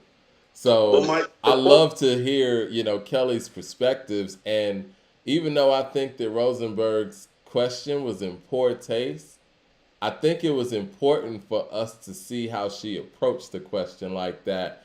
And I don't think anybody will ever ask or even say any of those things about her in relation to, her friend, her sister in many aspects, Beyonce. You know what I mean? Well, I would like to quote Kanye. This is how I feel about Kelly Rowland. We rolling with some light-skinned girls and some Kelly Rowlands. Yes. Darren Harris with the super chat says, that's supreme clientele, Mike. You understand? You're talking about Kelly Rowland. That is supreme clientele. Yeah, supreme. And you know what? I didn't know this until recently. Kelly's from Atlanta. Very so, I got to ride with Kelly, man. Kelly from Atlanta. She moved out to Houston because her mom, moved out there or whatever. And when her mom left her dad or however that worked, but she reunited with her dad not too long ago. And yeah, I found out Kelly Rowland's from Atlanta. I want to say we might have been born in the same hospital. I don't know. Darren Harris with the super chat says, Moore said Pharrell wanted him. Moore said, I guess he said Nori. Nori said that Pharrell wanted him and Nas to do lap dance, but Nas didn't get it. I could see that. Totally see. Pharrell probably was like, yo, Nas, you should jump on this. I mean, Nas did 5 tracks for Nori's debut album, and, Super Thug is in there, so there were probably some paths crossing. That could have been the path crossing time. Lap dance is hard. And Vita's on there, so maybe it was a Queens thing. You know what I'm saying? All right, let's I want to start in the 2000s, if you don't mind, because we were talking about some 2000s albums and kind of, I don't want to say work our way back, we kind of skip around. We don't have to start in the 80s and go all the way up. No, let's go. So, I think So, we done B, Supreme Clientele, The Blueprint, Stillmatic. okay. That just came off the top of my head. Okay. Still B, Blueprint, Supreme. Carter 2. King. You know what? Before we go there, I would like to say, like, Carter 2. I would say College Dropout, right? I'll go with that. Like registration in there too, Mike. I feel like Graduation has to be in there too. But I was gonna say very problematic for these rap niggas and this producer. I think Hell Have No Fury. Thank you, Mike. I'm glad I didn't have to say it. And I think Below the Heavens. I don't know about that. Blue in Exile. No. That's an impact thing. See, this one, I mean, we're going to have to pause for the But pause again, I think that the interesting thing with Mad Villainy and Below the Heavens is they were breaking ground in an independent scene and kind of making way for the internet era of music. You know what I mean? Mad Villainy better.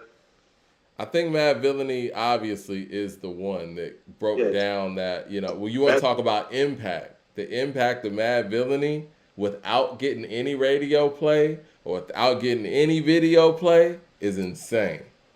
But it's also better. That's why. Like, because it's better. Below the Heavens is a great album. It's not better than Mad Villainy. No, it's not. It's not a lot of stuff that's better.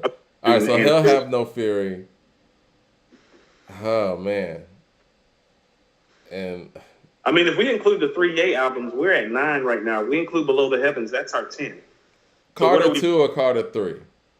The 2 is the rap performance. 3 is the hit performance. Because you want to talk about impact and everything, like, and it's interesting because I don't even know if 2 is the one that pushed Carter 3 to 1 million the first week, right?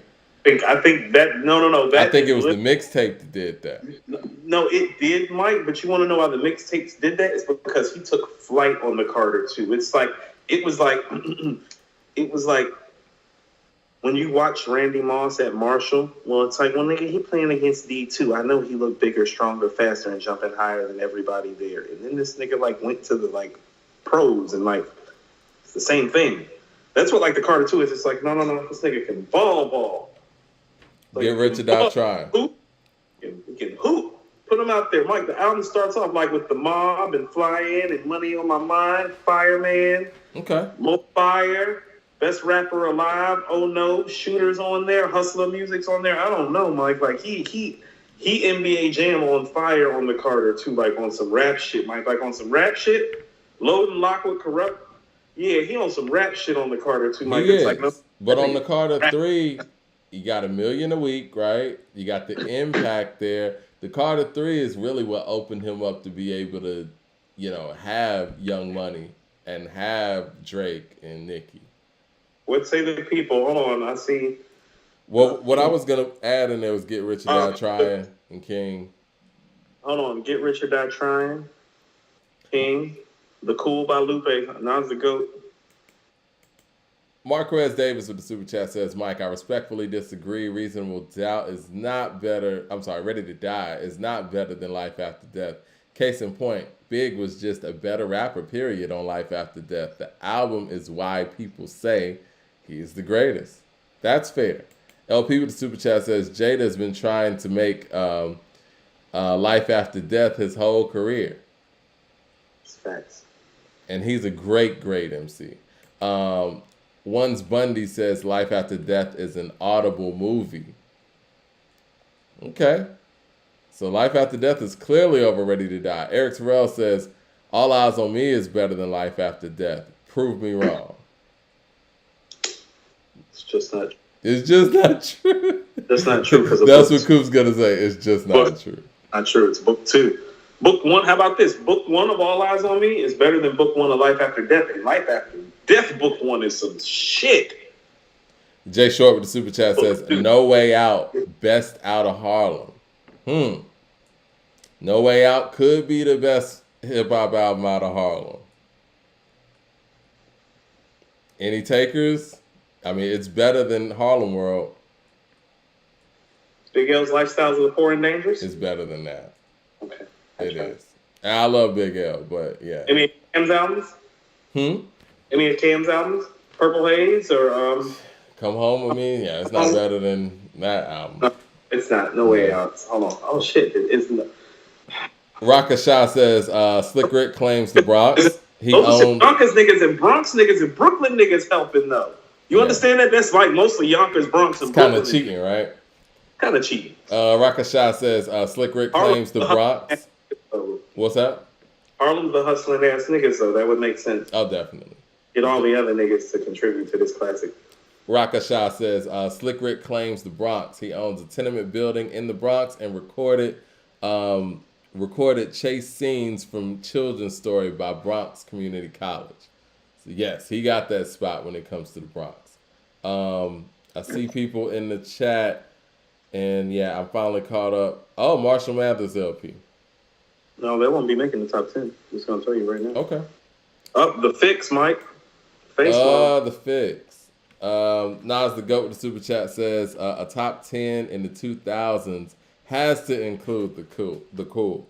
Does it? It doesn't necessarily have to. What year did Like Water for Chocolate came out? Isn't that 99? Yeah, that was 99. No, right. Like Water for Chocolate was 2000, but I don't think it makes this list. I don't know about that. I mean, I'm looking at this list. Stillmatic B, Blueprint, Supreme Clientele, The College Dropout. Hold on, let's pause. Late Registration, Hell Have No Fury, Mad Villainy, Get Rich or Die Trying, The Fix. I think those are. Hold on. Let's get clear on what's locked in. We're pretty certain that B and Supreme Clientele are locked in, right? Oh yeah. Okay. After that, Mike, I think it's pretty certain to say College Dropout's locked in, right? Yep. Blueprint Stillmatic locked in? Yep. All right. So Get Rich is locked in. Yeah, Get Rich or Die Trying is locked in. So, Mike, let's pause for a second. 1, 2, 3, 4, 5, 6. So we're 6 in, and we have 1, 2, 3. We got 4 spots. 5, 6, 7. But we have 8 albums to choose from. Here are the albums. And here's what I ask you this. First of all, Kanye has 3 albums on here. What's better, Graduation or Late Registration? I'm going to say something, man. I personally like Late Registration better. But when I did my, and I had to do a top 5s. I don't want to say too much, but I had to do a top 5 Kanye albums. And just objectively thinking, I was like, 5 albums? Huh? It's fascinating. Go ahead. I did a top 5 Kanye albums. And I personally like Late Registration better. I think that he elevated his rhymes and his level as an individual. But objectively speaking, Graduation was his superstar album. Did $1 million a week. He didn't have any rap help on there like he did in previous albums. It didn't miss anything when it came to, on a success level, right? The only help he had was Wayne on Barry Bonds, really. And that was really Wayne before, Carter 3 Wayne. That actually helped propel Wayne. It helped propel Wayne, right. So the only feature he had on there, honestly, was a feature that he was giving the guy a shot that propelled him to be in that superstar. He went for Wayne. He heard Carter, too. That's what he heard. No, but you know what I mean. He at the level that Ye was at that time, he could have just not. You know what I mean? He could have got somebody who was proven, like he did on previous efforts, where he used Jay, used Nas, and people like that. This was the first album where Kanye, as a rapper, was really a solo act. You want to know what, Mike? I personally prefer Late Registration too, but I never took into account something that I often bring up with other artists. Man, Late Registration is great, but it has a lot of help, Mike. Common's on there. The Game is on there. Yeah. Camp's on there. Nas is on there. Jay is on there. Yep. Anthony is on there. Lupe's on there. Paul Wall's on there. Brandy's on there. Yeah. Your Auntie and them up on Cascade is there, Mike. Everybody on there. You're right. Everybody's on there. I'm going to scratch Late Registration off, Mike. I feel you. And then the impact of Graduation. And then the fact that the man sold 1 million the first week going up against 50 Cent. Imagine what he would have done if he would have done that without going against 50 Cent. If he came out by himself. He did like 1.5. What'd he say on Gorgeous? And what's a black beetle anyway? Fucking roach. That's what he be. That's his superstar like, album. $2 million probably. All right, so I'm with you on that. I think it's probably out of everything on this list, it might be the most impactful or one of the most impactful albums on this list. Now, I want you to remember how you're talking about Graduation, because when we get to the 90s, some of the same stuff you're saying is about the Hurt Equipment. Okay. So you need I'm just saying everything that you're saying about Graduation as a whole in its totality is about the Hurt Equipment in the 90s. So let's just be right. sure we're being, and I want to have an Equipment conversation because I think there are a couple of things to unpack, like literally two things specifically. And you just kind of alluded to one of them, which is a great album, impactful, stadium music, artists performing. So we're 1, 2. So we got B, Supreme Clientele, Stillmatic, Blueprint, The College Dropout, and Graduation. Now, Mike, and Get Rich or Die Trying. So we are 3, 4, 5. So we are 7 albums in. Now, Mike, so let's just kind of stay. Well, Like Water for Chocolate's not going to make this mix. No, it's not. I think Mad Villainy should. I don't think it's going to make it, Mike. Because like, here's the thing about it. It's like, whatever you think of Mad. Okay, so let me ask you something. So let's just do this. Is Mad Villainy better than Hell Hath No Fury to you? Oh, let me go to the super chats real quick. Oh, you were ducking and dodging up in these streets. Seek Vic says, Fantastic, Volume 2. Well, see, damn. Fantastic was 2000, but I feel like since it's kind of a repackaged version of Fantastic Volume 1, I don't think it's fair to put it there, which came out, what was that, 97? It's not good enough to stand next to these albums. I don't think so. And it's a classic. I love that album. That was my senior year of high school. It's great. It's the shit. Toronto used to play it all the time, Mike. Mad Max with the super chat says, Stillmatic, Blueprint, Carter 3, Get Rich or Die Trying, Supreme Clientele, Late Registration, Country Grammar, College Dropout, Hell Hath No Fury, Honorable Mention, LL The GOAT album. Wow, you like the LL GOAT album? I was kind of disappointed. Jay Short says, Volume 2 is the same as Carter 3 to me. Fun with a lot of hits, great rapping, and coming out party, but not timeless. Sounds like it's era. I agree. That's why I say Carter 2. Okay. Man, Max with the super chat says, best rap album out of Harlem's Diplomatic Immunity. That's making my top 10. Take College Dropout out. We're not doing that. Well, this is the thing, though. And this is the sliding scale that I'm thinking about. I think the Carter 3 gives you more to go on from an evidence standpoint than the Carter 2. Because the Carter 2 doesn't have the impact and stuff like that. I mean, when you're saying that, Mike, how is Lollipop and Got Money more evidence? You feel what I'm saying? I personally like the Carter 2 more. You're right. No, listen what I'm saying. It's just like, go listen to him rapping on like Fireman, which I believe is the first single. Go listen to Fireman and go listen to Lollipop. You remember what 50 Cent used to say when people were talking about Wayne was the hottest in the game and all that? He was like, tell me the first single off the Carter 2. And people couldn't tell you because, I mean, Fireman was kind of like it was a lukewarm success, but the people in the core could tell you. I actually saw Wayne at one of these clubs out here in Atlanta. I forgot what it was. It was on the east side. This was during the Carter 2 time. And he was doing club dates at that point. Right. But, the fans was there. We knew everything. It was an incredible show. But he also had, like you said, Money on My Mind, Hustlers Music, Best Rapper Alive. It was heat. But from an impact standpoint, does it sit here with this stuff? No, it doesn't. But because it's not better than Hell Have No Fury. I don't think. No, but that's what I'm saying. Is it's like how about this? Musically, Carter 2 or 3 isn't Hell Hath No Fury though. So Carter 2 is scratched off, and so if you want to keep this impact thing alive, you can. I'm saying I think the Carter 3 is his best chance of making it. Okay. But I think he could get bumped off by an album that's just essentially better, that we just can't put it over. So, but Mike, Mad Villainy or Hell Hath No Fury? Because those are the albums on here. Like, Hell Hath No Fury, Mad Villainy, and The Fix by Scarface probably have the least amount of notoriety on this list. But Face is already a legend by now. So, I think those... Hell Hath No Fury and Mad Villainy. Which one are we taking?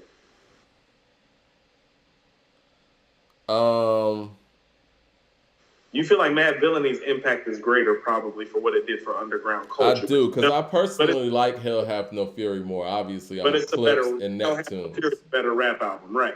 Yeah.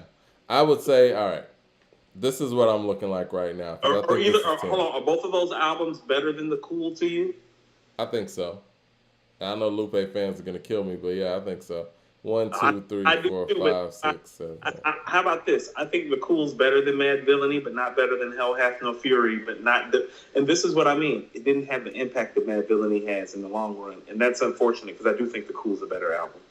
I do. This is the thing. This is what I got, right? Now, I could be off. I got Stillmatic. I got B. I got The Blueprint. I got Supreme Clientele. I Yep. got The College Dropout. Hell Have No Fury. Graduation. Mad Villainy. Get Rich or Die Trying. The Fix. And That see, leaves King and the Carter 3 out. Are you okay exactly, with that? and that's the problem I have, because honestly, if we talk about the 2000s, those are two of the biggest artists of that era, and those two albums are the reason why. They actually had about a 4-year run where they were probably 1 and 2 in the Yeah. popular mind. Yeah, exactly. That's like And- literally saying that, you know, But I feel you, Mike, because it's like that's when I like listen. saying that Kobe and Duncan didn't win any championships Well, or here's the something. problem. Yeah. I'm gonna tell you what the problem. The problem in here in the Real Rich is Mad Villainy and the Fix, because really, we should be putting the Carter 3 and King in Mad Villainy and the Fix's places, but we know the music's not better from beginning to end now, don't we? Exactly. Like, you know the Fix, you know the Carter 3 is not better than the Fix, don't you? Oh yeah, it's not. It's not. And you know King is not better than Mad Villainy, really, like end to end, like end to end. Not for my palate, but I think that for most people, if you played that album and you played King, they might gravitate to King. There's a lot of records on there that are nostalgic, that takes you to a place, even if you don't really rock with T.I. where he is now. If you hear What You Know, if you hear Ride With Me, if you hear Top Back, if you hear Front Back Side to Side, you know these records. Let me ask you something. Where does the Fix rank in Scarface's catalog for you, as far as his classic album? I think it's 1 or 2, to be honest.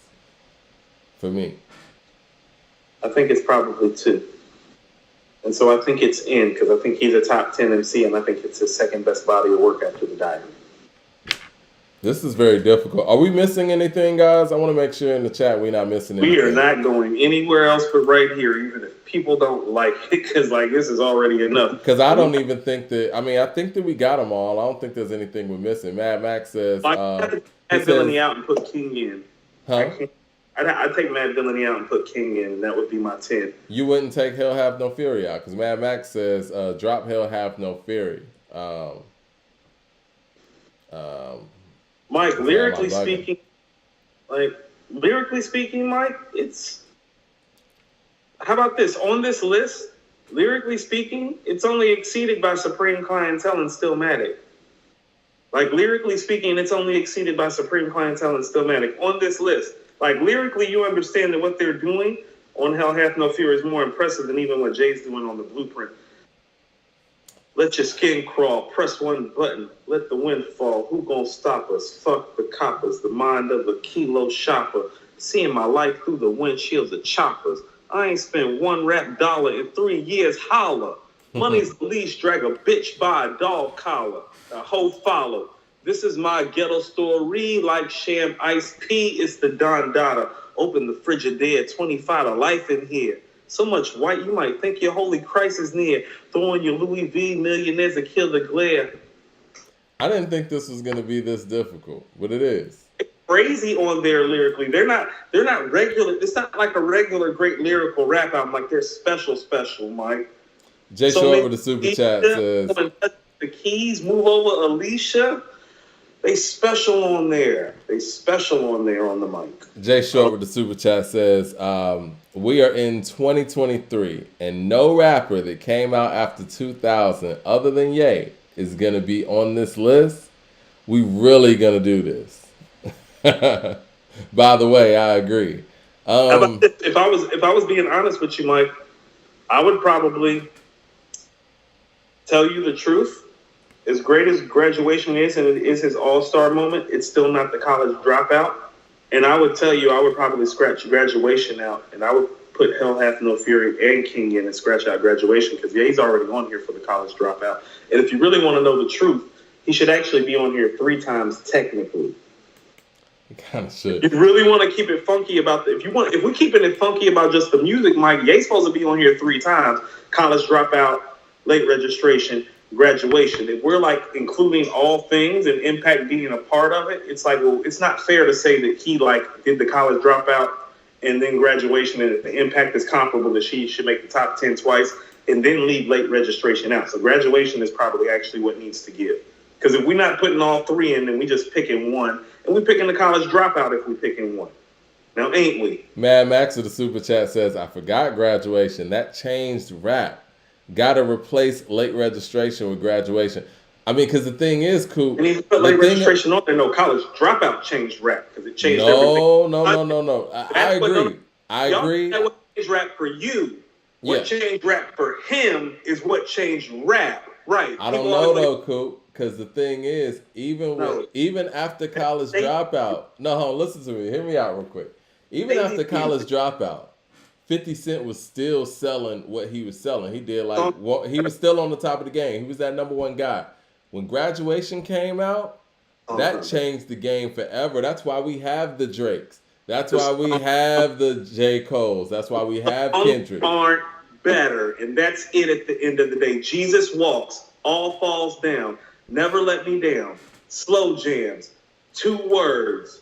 What's the shit with Common and Talib? Get 'em high. No, the record's just not better. Oh no, so, I'm not gonna argue that. I think it's his best album. No. We're not putting graduation above college dropout. The records are. It's not a conversation even about the records. You understand? It's not about putting it above that. It's about putting it above the other ones. Like All Falls Down might be the 4th or 5th best record on the college dropout. It would be the best record on graduation outside of Flashing Lights. LP with the super chat says, Little Brother and Minstrel Show gotta be on there. True hip hop. I love the Minstrel Show. But 2000s and 1990s is like tough. Yeah. SDE's Cam was his most lyrical on SDE. Are we putting college dropout and graduation on this list? I think they have to be. I mean, it's hard. And no late registration. This is the thing. Album is rapping. And the beats are better, the songs are better, and the rapping's better. So you're telling me that the impact overrides the music. Because if the impact overrides the music, then Mad Villainy and Hell Hath No Fury are getting scratched off for the Carter 3 and King. Just like that. This is the thing, Coop. If we're putting graduation on, we're putting the Carter 3 and King on, and we're taking off Hell Hath No Fury and Mad Villainy, because what you're saying is that the impact matters just as much as the record, because record-wise, graduation really isn't top 10. Not record-wise. Record-wise, you can play it next to Hell Hath No Fury. No. It's too big of a moment, though. That's the difficult thing with these albums. It's like... That's why I told you we about to have this Aquemini conversation. Yeah. No, putting graduation in this top 10 is like sliding Aquemini out, though. It's not, though. I mean, because this is the thing, Coop. 2 words. Graduation changed everything. I mean, we can't say that about every album. So did It's Dark and Hell is Hot. It did, and I'm going to give it that same credence. When we do this list, watch what it comes down to, because we're going to be picking between Aquemini and It's Dark and Hell is Hot. Because you know what? No, I agree. It's Dark and Hell is Hot, and it's funny you mentioned that because I was thinking the same thing.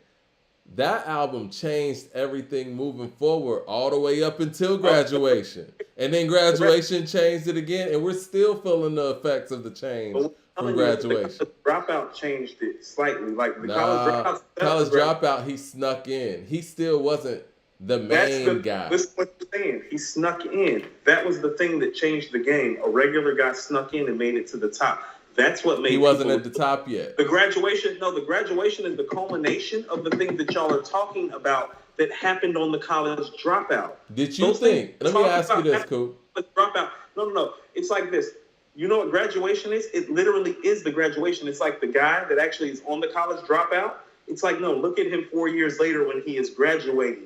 But it started 4 years before. I agree with that. But right. So did you think that he was going to outsell 50 Cent in that first week? Yes. Did you?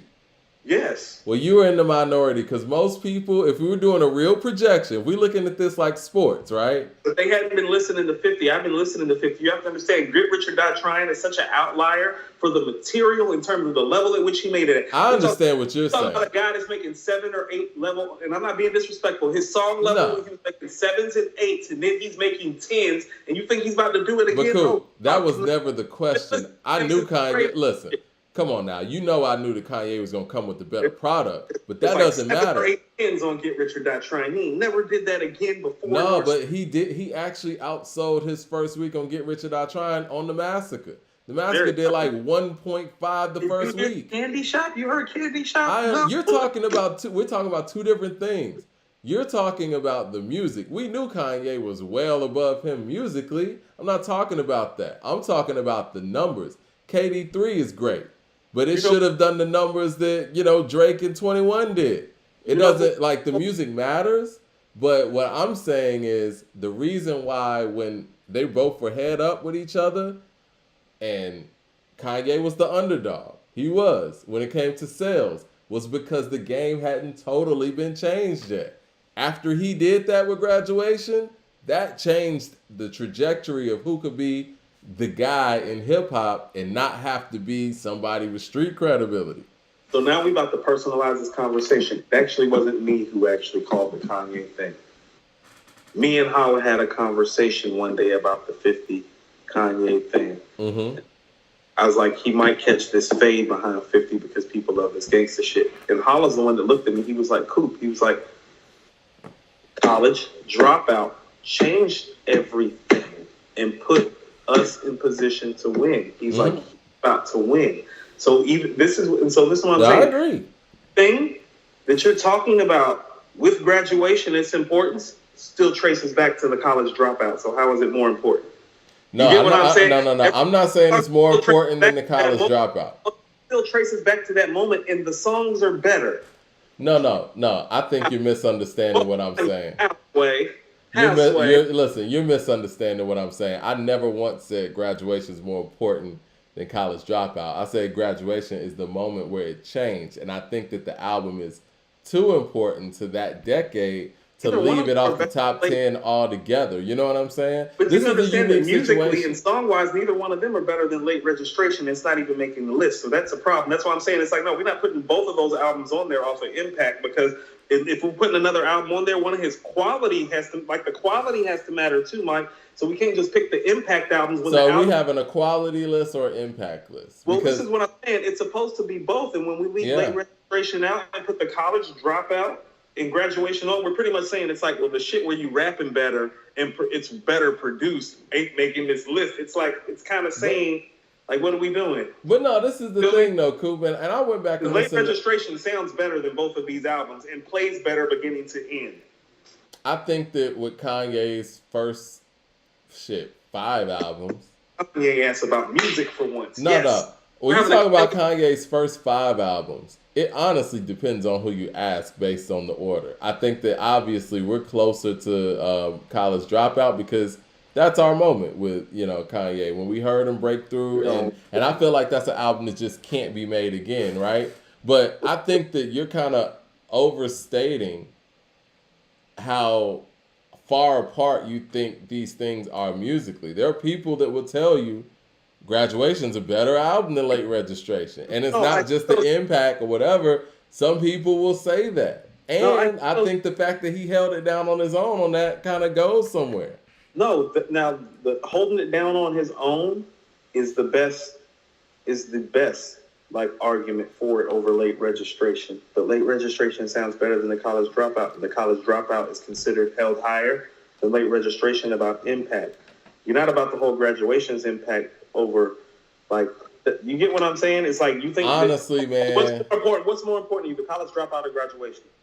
I think College Dropout is definitely more important. That's the one that's making the game. We're putting all albums on and kicking some more niggas out. But this is what I'm saying, though, Coop. I'm putting 3 Kanye albums on here. I'm cool. But niggas have to leave and put all 3 albums on.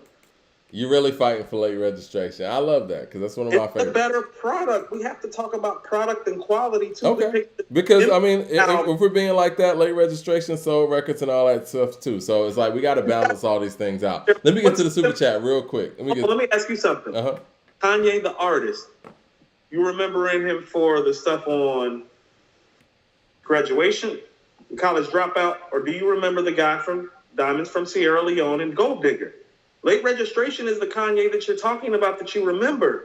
Like, how we gonna leave that guy off the list? Like, the guy that we remember, the guy that became the icon, he exists on Late Registration, not on the College Dropout and Graduation. Those are two separate. I don't know, man, because Can't Tell Me Nothing was probably, for a lot of people, his biggest impactful, one of his most impactful records. Look, let's ask the people in the chat. Willard with the super chat says, Mr. Carter, 3-peat, let the beat build. Please don't shoot me. Carter 3 is deep. Gotta make the list. I like Let the Beat Build. Let the Beat Build is tight. That's Kanye. What's his name? 36 Chambers with the super chat says, love to see Mad Villainy make your list or get in the conversation. Doom needs those flowers and pave the way for a whole generation of independent hip hop. Definitely. Let me get. We got to get out of the 2000s and get into the other stuff. Yeah. I don't even know if we're gonna make it to the other decades, but this is fun. Michael Williams with the super chat says, on M and Q, when Nas said, Mike and Quincy, when Nas says, Annie, are you okay watching me transforming? He's talking about his mom looking down on him as he continues to grow. His mom's name was Ann Jones. One of the craziest double entendres I've ever heard. See, I didn't even know that. Jay Short with the super chat says, the 2000s list is filled with 90s artists. Sad. No shit. People are saying Drop King. Lost Tapes is in the conversation for people. Non Plus says Lost Tapes, Minstrel Show, Godson. 36 Chambers says King is a good album, but doesn't belong on the list, in my opinion. From an impact standpoint, it isn't his earlier works. Okay. So King might end up, just based on how people are saying it, in the 15 or so. 36 Chambers says King is also not over Mad Villainy. Ethan Hill says Eminem / Ludacris album should be on here. Chronic 2001. Chronic 2001 came out in 99. Okay, so listen. So how about this? What do you think about this? B, Supreme Clientele. Addict, The Blueprint, College Dropout, Hell Hath No Fury, Graduation, Mad Villainy, Get Rich or Die Trying, and The Fit. Hold on. We got another one, man. Jay Short said, how is King better than the documentary? Okay, we got the documentary entering the building. The documentary, damn. Yeah. That's why I wanted to get to people to make sure we're not missing anything. 007 I like the documentary more than King and Carter 3. Yeah, I think the documentary is actually better than both. 007 with the super chat says, peace, Kings. Mike, College Dropout changed rap. That was my senior year in high school. The vibe was real and everything changed outside of it. Was okay to have that yay swag on the mic. Graduation was cool, but nah, I understand that. And I feel like I closely identify with the College Dropout the most. But there is a generation, and I would say the A$AP Rocky generation, they will tell you Graduation is the one that changed everything for them. And that's why it's cool to have an artist like Ye, man, because he changed the game in so many different periods. Let me tell you my problem with Graduation. And I like Graduation. It's a brilliant album. Mike, it does not feel or sound like a classic hip-hop album. It doesn't. Let me say this. It sounds like a really dope album. It sounds like a really good album, but it's not a classic. And this is what I mean. When I think of College Dropout, it's like, oh no, that's classic shit. When I think about Blueprint, it's like, oh no, that's classic shit. But you know what all those things have in common, Coop? You know all those things have in common. Let's just be talking about the MC. No, I ain't even talking about that. Sonically, soul samples. It's a derivative from the 90s. With Graduation, sonically he changed everything. He didn't lean on the things that he was comfortable with from a soul sampling standpoint. Not holding though, Mike. The records are holding. What you mean? Tell Me Nothing and Flashing Lights are the only records that are holding like that. I wonder. When's the last time you listened to that record? That's a beautiful Mike, I record. wonder if it's not like that compared to the shit that's on Late Registration or College Dropout. You making my point for me. If you have to bring up I Wonder, go play Spaceship right now. You tell me Champion? No, Mike. No, you making my point for me. Champion? Go listen to Graduation. Mike, Champion? I went back and listened to Graduation You a go couple listen of to months the ago. joint with Lupe on Late Registration. You tell me what's holding. Oh, no, I love those records. Go listen to We Major, Diamonds from Sierra Leone. Go listen to the shit even with Cam at the end of Late Registration. Like, you talking about holding? That's what I'm saying. The shit on Graduation don't hold like that outside of flashing lights and can't tell me nothing. I've never heard anybody say that, though, Coop. I think you're talking about your personal attachment. Mike, where do we hear it at? I hear it everywhere. Flashing lights is all over the place. I just said flashing lights and can't tell me nothing. Outside of 2 records, show me where it's holding. It's holding everywhere. Like, I don't understand what you mean. Like, you're saying the record. You tell me what records aren't holding up. How about that? How about you tell me what records aren't holding up? Mike, I just named the 2 records that were holding up. I don't so think nothing on that album holds up. No. When you try new things, Mike, there's nothing wrong with trying new things, Mike. But, like, stop riding around acting like people is playing Big Brother or Barry Bonds or these records. Like, no, they're not. Okay. Leroy Green with the super chat says, Mike, you got to do the hook. Registration and College Dropout still gets played. I'm just saying, on the top 10 list for a decade, I think this album is just too important to skip. It just is. Leroy Green with the super chat says, Mike, you got to do the hook. I got my Fofo and my Dro and my Chevy on 24s and my hoes. Now where I'm pissed to go. Where I'm supposed to go. All right, yeah, I got you. Yeah. Let's see. Mad Max with the super chat says, Coop, you can't talk about the 2000s and it mentioned Graduation though, and it not mention Graduation though. Clips, as elite as they are, can make a top 20 album list, but not top 10. Same with CI. I'm cool with scratching those albums off. We can scratch off Hell Hath No Fury and King and put all 3 Kanye albums on. I've been saying that. Okay. Because I just can't, we can't have a list without those records. Without That's what I'm saying. Like, Kanye is the most important artist of this era to me. This is his moment. And what's crazy about it is that the album that's the culmination of all these things really isn't on this list because it starts in 2010. And so it's LP says something with this super chat. He says, 808s is more impactful than all of them, and it's trash. Thank you. But that's why I'm saying we can't just be going off the impact. I'm not just going off the impact. Like, Graduation, it has music. You know what I'm saying? The music on Graduation is dope. Real talk, not to be funny, it's like when we're doing this like this, it's like, well, Scarface the only Southern artist to make this list in a time where the South is running hip-hop. So something about that don't seem right. And the documentary is the only West Coast album. So something about this list, that's what I'm saying. It's weird. The 2000s is very weird. A lot of this stuff is coming from the early 2000s as well. Like the first half of the decade. Deontay Smith with the super chat says, Late Registration is the better album, but Graduation is when Ye first felt like a superstar to me. And not just a star. Not enough. That's not enough. Somebody feeling like a superstar isn't enough. That's what I'm telling y'all. Y'all are like, that's when he became a star. It's like, what? It's his Thriller. No, it's not Thriller because Thriller has classic songs from beginning to end. Stop saying that. Graduation has classic songs too. Name them. Like I if said. They're classic, are they still playing them? Flashing Lights and Can't Tell Me Nothing. It has 2 classic songs. Is that you think it only has 2 classic songs? I just named them. Name me the other records getting played. That's what happens when you make classic shit. It gets played. Ain't nobody walking around playing Barry Bonds or them other records. They running around playing Big Brother. Like, I love, The Glory? I love The Glory. Niggas ain't running around playing The Glory. Good Life? You are bugging, Coop. My Good Life is played. Like, you need to stop. Stronger with the Daft Punk sample. Niggas running around playing Stronger still. Y'all stop that. 36 Chambers with the super chat. But it's funny you're saying that, but somehow you give More Money, More Problems and Hypnotize passes. The rapping is supreme. Oh my goodness. The bias. Hold on. Mike, as far as mic performance goes, it is literally a guy having one of the best mic years ever on those songs, and you're comparing it to Kanye on Graduation. You goddamn right, Hypnotize. That's Biggie Smalls in 96, 97. That's blowing fucking Ye out the water in terms of what I want to hear. and anybody else with a hip hop mind that likes to hear MCing. 36 Chambers with the super chat says, Late Registration is Ye's best work and one of the greatest hip hop works of all time. Top 20 album of all time, maybe 30, depending on your feelings. I love Late Registration. I'm just trying to be balanced here. The quality and the impact got to match, and that's what I'm saying. College Dropout is more where the quality and the impact match, and that's what I'm saying.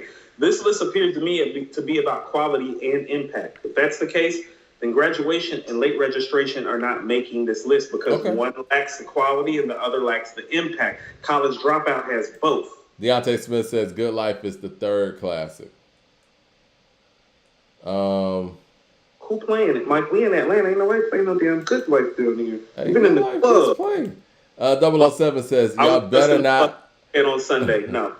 007 says y'all better not out Graduation over Hell Have No Fury. Stop and please. In the 90s, he said the 90s artists are dominating the 2000s. Is nothing but teenagers growing up with their favorite artists as the industry is turning. Mike, I'm gonna have to get out of here in a minute. You know, it's Thanksgiving Eve. Yeah, it is. LP with the super chat says, early, yeah. In no world is Hell Have No Fury not in the top 10 classic. They've been rapping like Pusha ever since. Classic rating at the time, last street album of the era. Okay, let's do this. We can't even look. We were supposed to go by decade. We can't even get out of the 2000s. Let's do this. Let's take out. Let's just have. We're on the 90s. Let's just have Kanye be the only person. I mean, College Dropout's the only album to represent Kanye. Let's just do that. Right. No, I'm cool with that. That's what I'm saying. Right. Okay. And so that leaves it where B, Supreme, Stillmatic, Blueprint, College Dropout, Get Rich or Die Trying. Those are definites, right? So we got 6 definites. The Fix, is The Fix in there, right? That Scarface's second best album, is The Fix in there? I think it is, and I think the documentary should be in there too. Me too.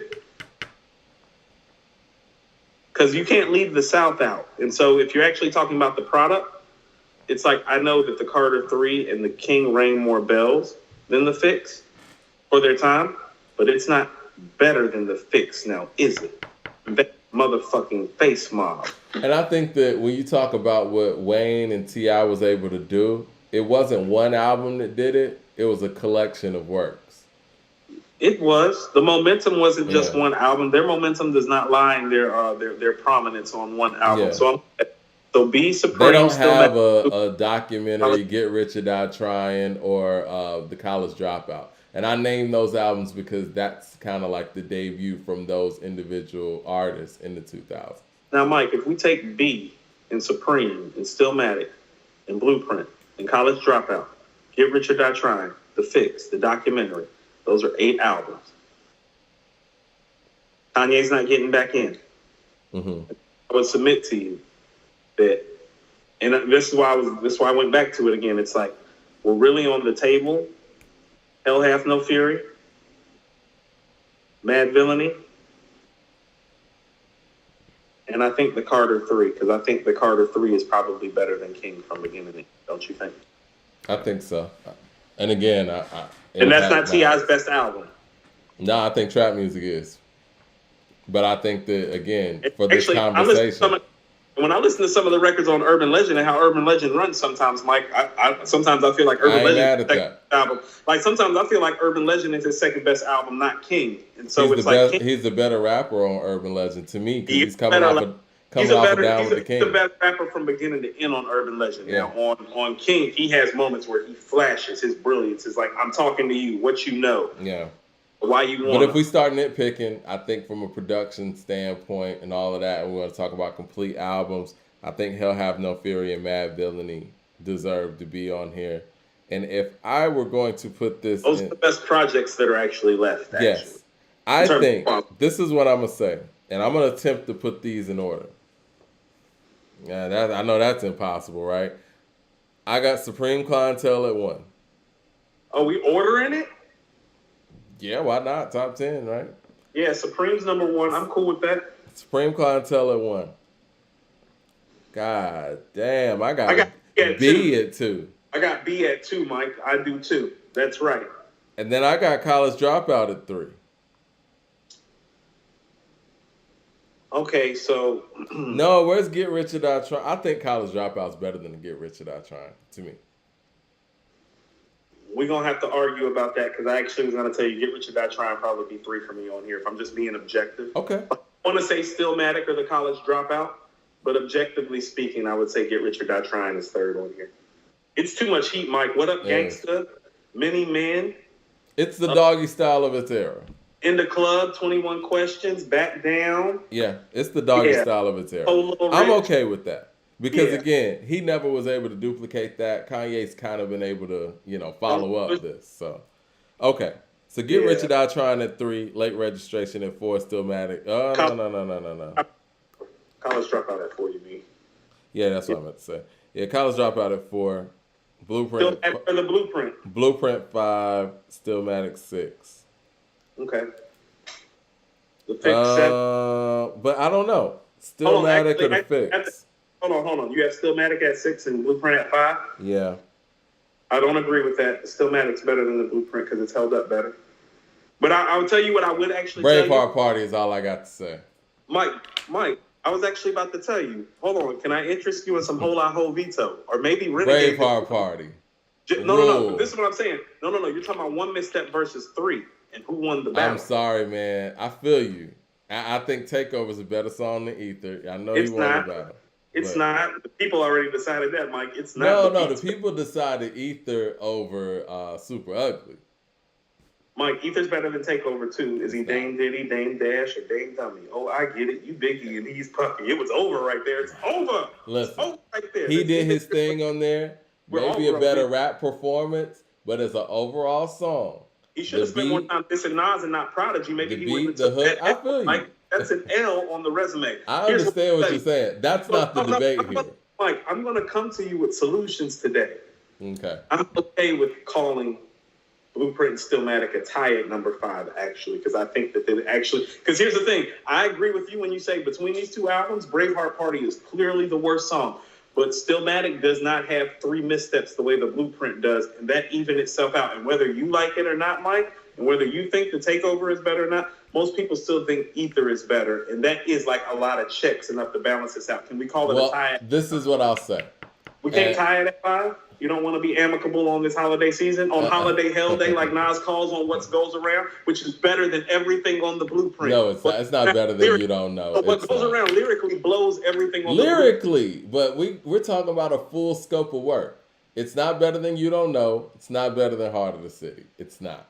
Those are the only 2 records it's not better than. It's better than everything else. But again, What Goes Around is the best record on Stillmatic. Mike, and it's not the best song on Stillmatic because we still got Wind and You're the Man. No, right. You just said it the other day. No, I said for me. I said it's a top 10 for me. I said okay. For me, so you're going to tell me What Goes Around is better than Song Cry then? Yes. To the general public? Yes. Come on. Yes. Man with the super chat says, Coop, you're better than Song Cry, and You're the Man's better than Song Cry. How about that? No, it's not. Man with the super chat. I can't wait to hear what Leroy has to say about this. Man says, Coop, like you're let me get these super chats, Coop. Said, Coop, you're cupping right now. People have their opinions. Let's see. Rakasha says, how about Stillmatic 2001? Yeah, we got Stillmatic in there. That's what we're debating now. AKs and Curtains with the super chat says, the Black Album over the Blueprint. Forgot about the Black Album. To revisit this conversation. Jack77 with the super chat says, Graduation is on the Billboard Top 100 today, higher than all of Ye's albums. Oh, it's still getting played. Facts. I mean, I don't know what else to tell you. That's just impact, though. That's not quality of music. Well, you said it wasn't getting played. Lil Baby's no Billboard? Are we resorting to Billboard to talk about what's getting played in our neighborhoods? Can't tell me nothing is a jam. Michael Williams in the super chat says, we don't need validation from critics to tell us that KD3 is dope, but it's nice to see the project being widely praised. Pitchfork giving Nas that 7.1 basically is an 8.7 when you adjust their hate. LP with the super chat says, y'all did a track for track with Stillmatic, and Stillmatic won. No, we didn't. Not for Blueprint. Did we? Yeah. Did we? Okay. All right. So let's just call it tied at 5, and we'll let the people decide. How about okay? that? How about we do that? We'll put a post up or something like that. So That's fair. 7, I would say, is Hell Hath No Fury. Over the documentary? Yeah. Okay. I'm surprised at that because I agree with that, but I know people love the documentary. And then I would go the documentary.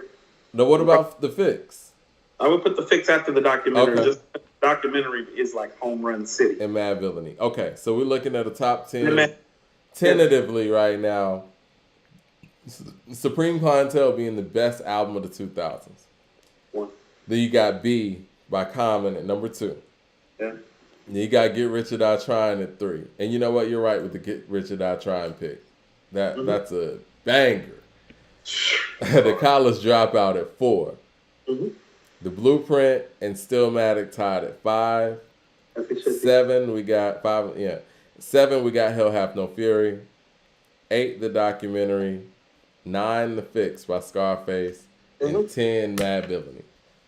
That was very difficult to do. I didn't realize it was going to take us this long. Argue about this, Mike, because there's still stuff left off there. It's like, shit, we were better off doing the top 20 and keeping ourselves out of trouble. But I got to go pick up my daughter. It's about that time. All right, man. Great show. We got to do the other decades, too. Maybe we'll do that Friday if you're down to do this Friday. If y'all trying to rock with us on Friday. It probably ain't nobody dropping Friday, so that's probably what we should do Friday is do a Friday show where we circle back around on this list and start working on. Mike, I have a feeling we're going to be here for a minute now. Like, we thought we were going to run through all these decades, and it's like just the 2000s conversations, which isn't as heated as the 90s conversation. Right. And I thought I was going to be able to respond to these Eminem haters, too, but I guess I can save that for Friday, too. If you think the Marshall Mathers LP is it's time to go. I got to go. All right, brother. Mad Max to the Super Chat. I'm going to get the rest of these Super Chats and you get up out of here. He says, LOL, I said this like twice already. I'm bugging. I forgot Black Album. That's top 10. Boot somebody out. I think we got to do with with Jay-Z what we did with Ye. We can only keep one album in. I think that's the fairest thing, right? Billy Barr said... Have a Lost Tapes conversation because I think Lost Tapes is better than the Black Album. How about that? Ooh. Billy Barr says Nas Ether J. No argument. It's just become a verb. Yeah, it has. All right. Well, let's get up out of here. Everybody, happy Thanksgiving. Appreciate y'all rocking with us. And we're going to finish this conversation at some point. But I like that top 10. We might need to post that top 10. We should actually put a poll out for Stillmatic and Blueprint so that we can actually get a definitive, answer. All right, Mike. I just, and real quick before we go, just got another station head idea. Going to do a 20 to 2010 playlist for Thanksgiving. Oh, yeah. We got to do that. Somebody said, if Low End Theory doesn't make the 90s, I'm unsubscribing. Listen, with me over here, there's no way that the Low End Theory ain't making it. I think we both think that the Low End Theory is one of the 10 best rap albums ever, though, right? Ever. So we're clear on that. Yeah, we're clear on that. Over here. Michael Williams said Cool G Rap dropped a song with 38 and AZ today, which got me thinking, what's the better album, 4, 5, 6, or Do or Die? Do or Die. All right, man. We're going to holler at y'all. Appreciate the love, and we're going to holler at y'all Friday. Yep. Happy Thanksgiving.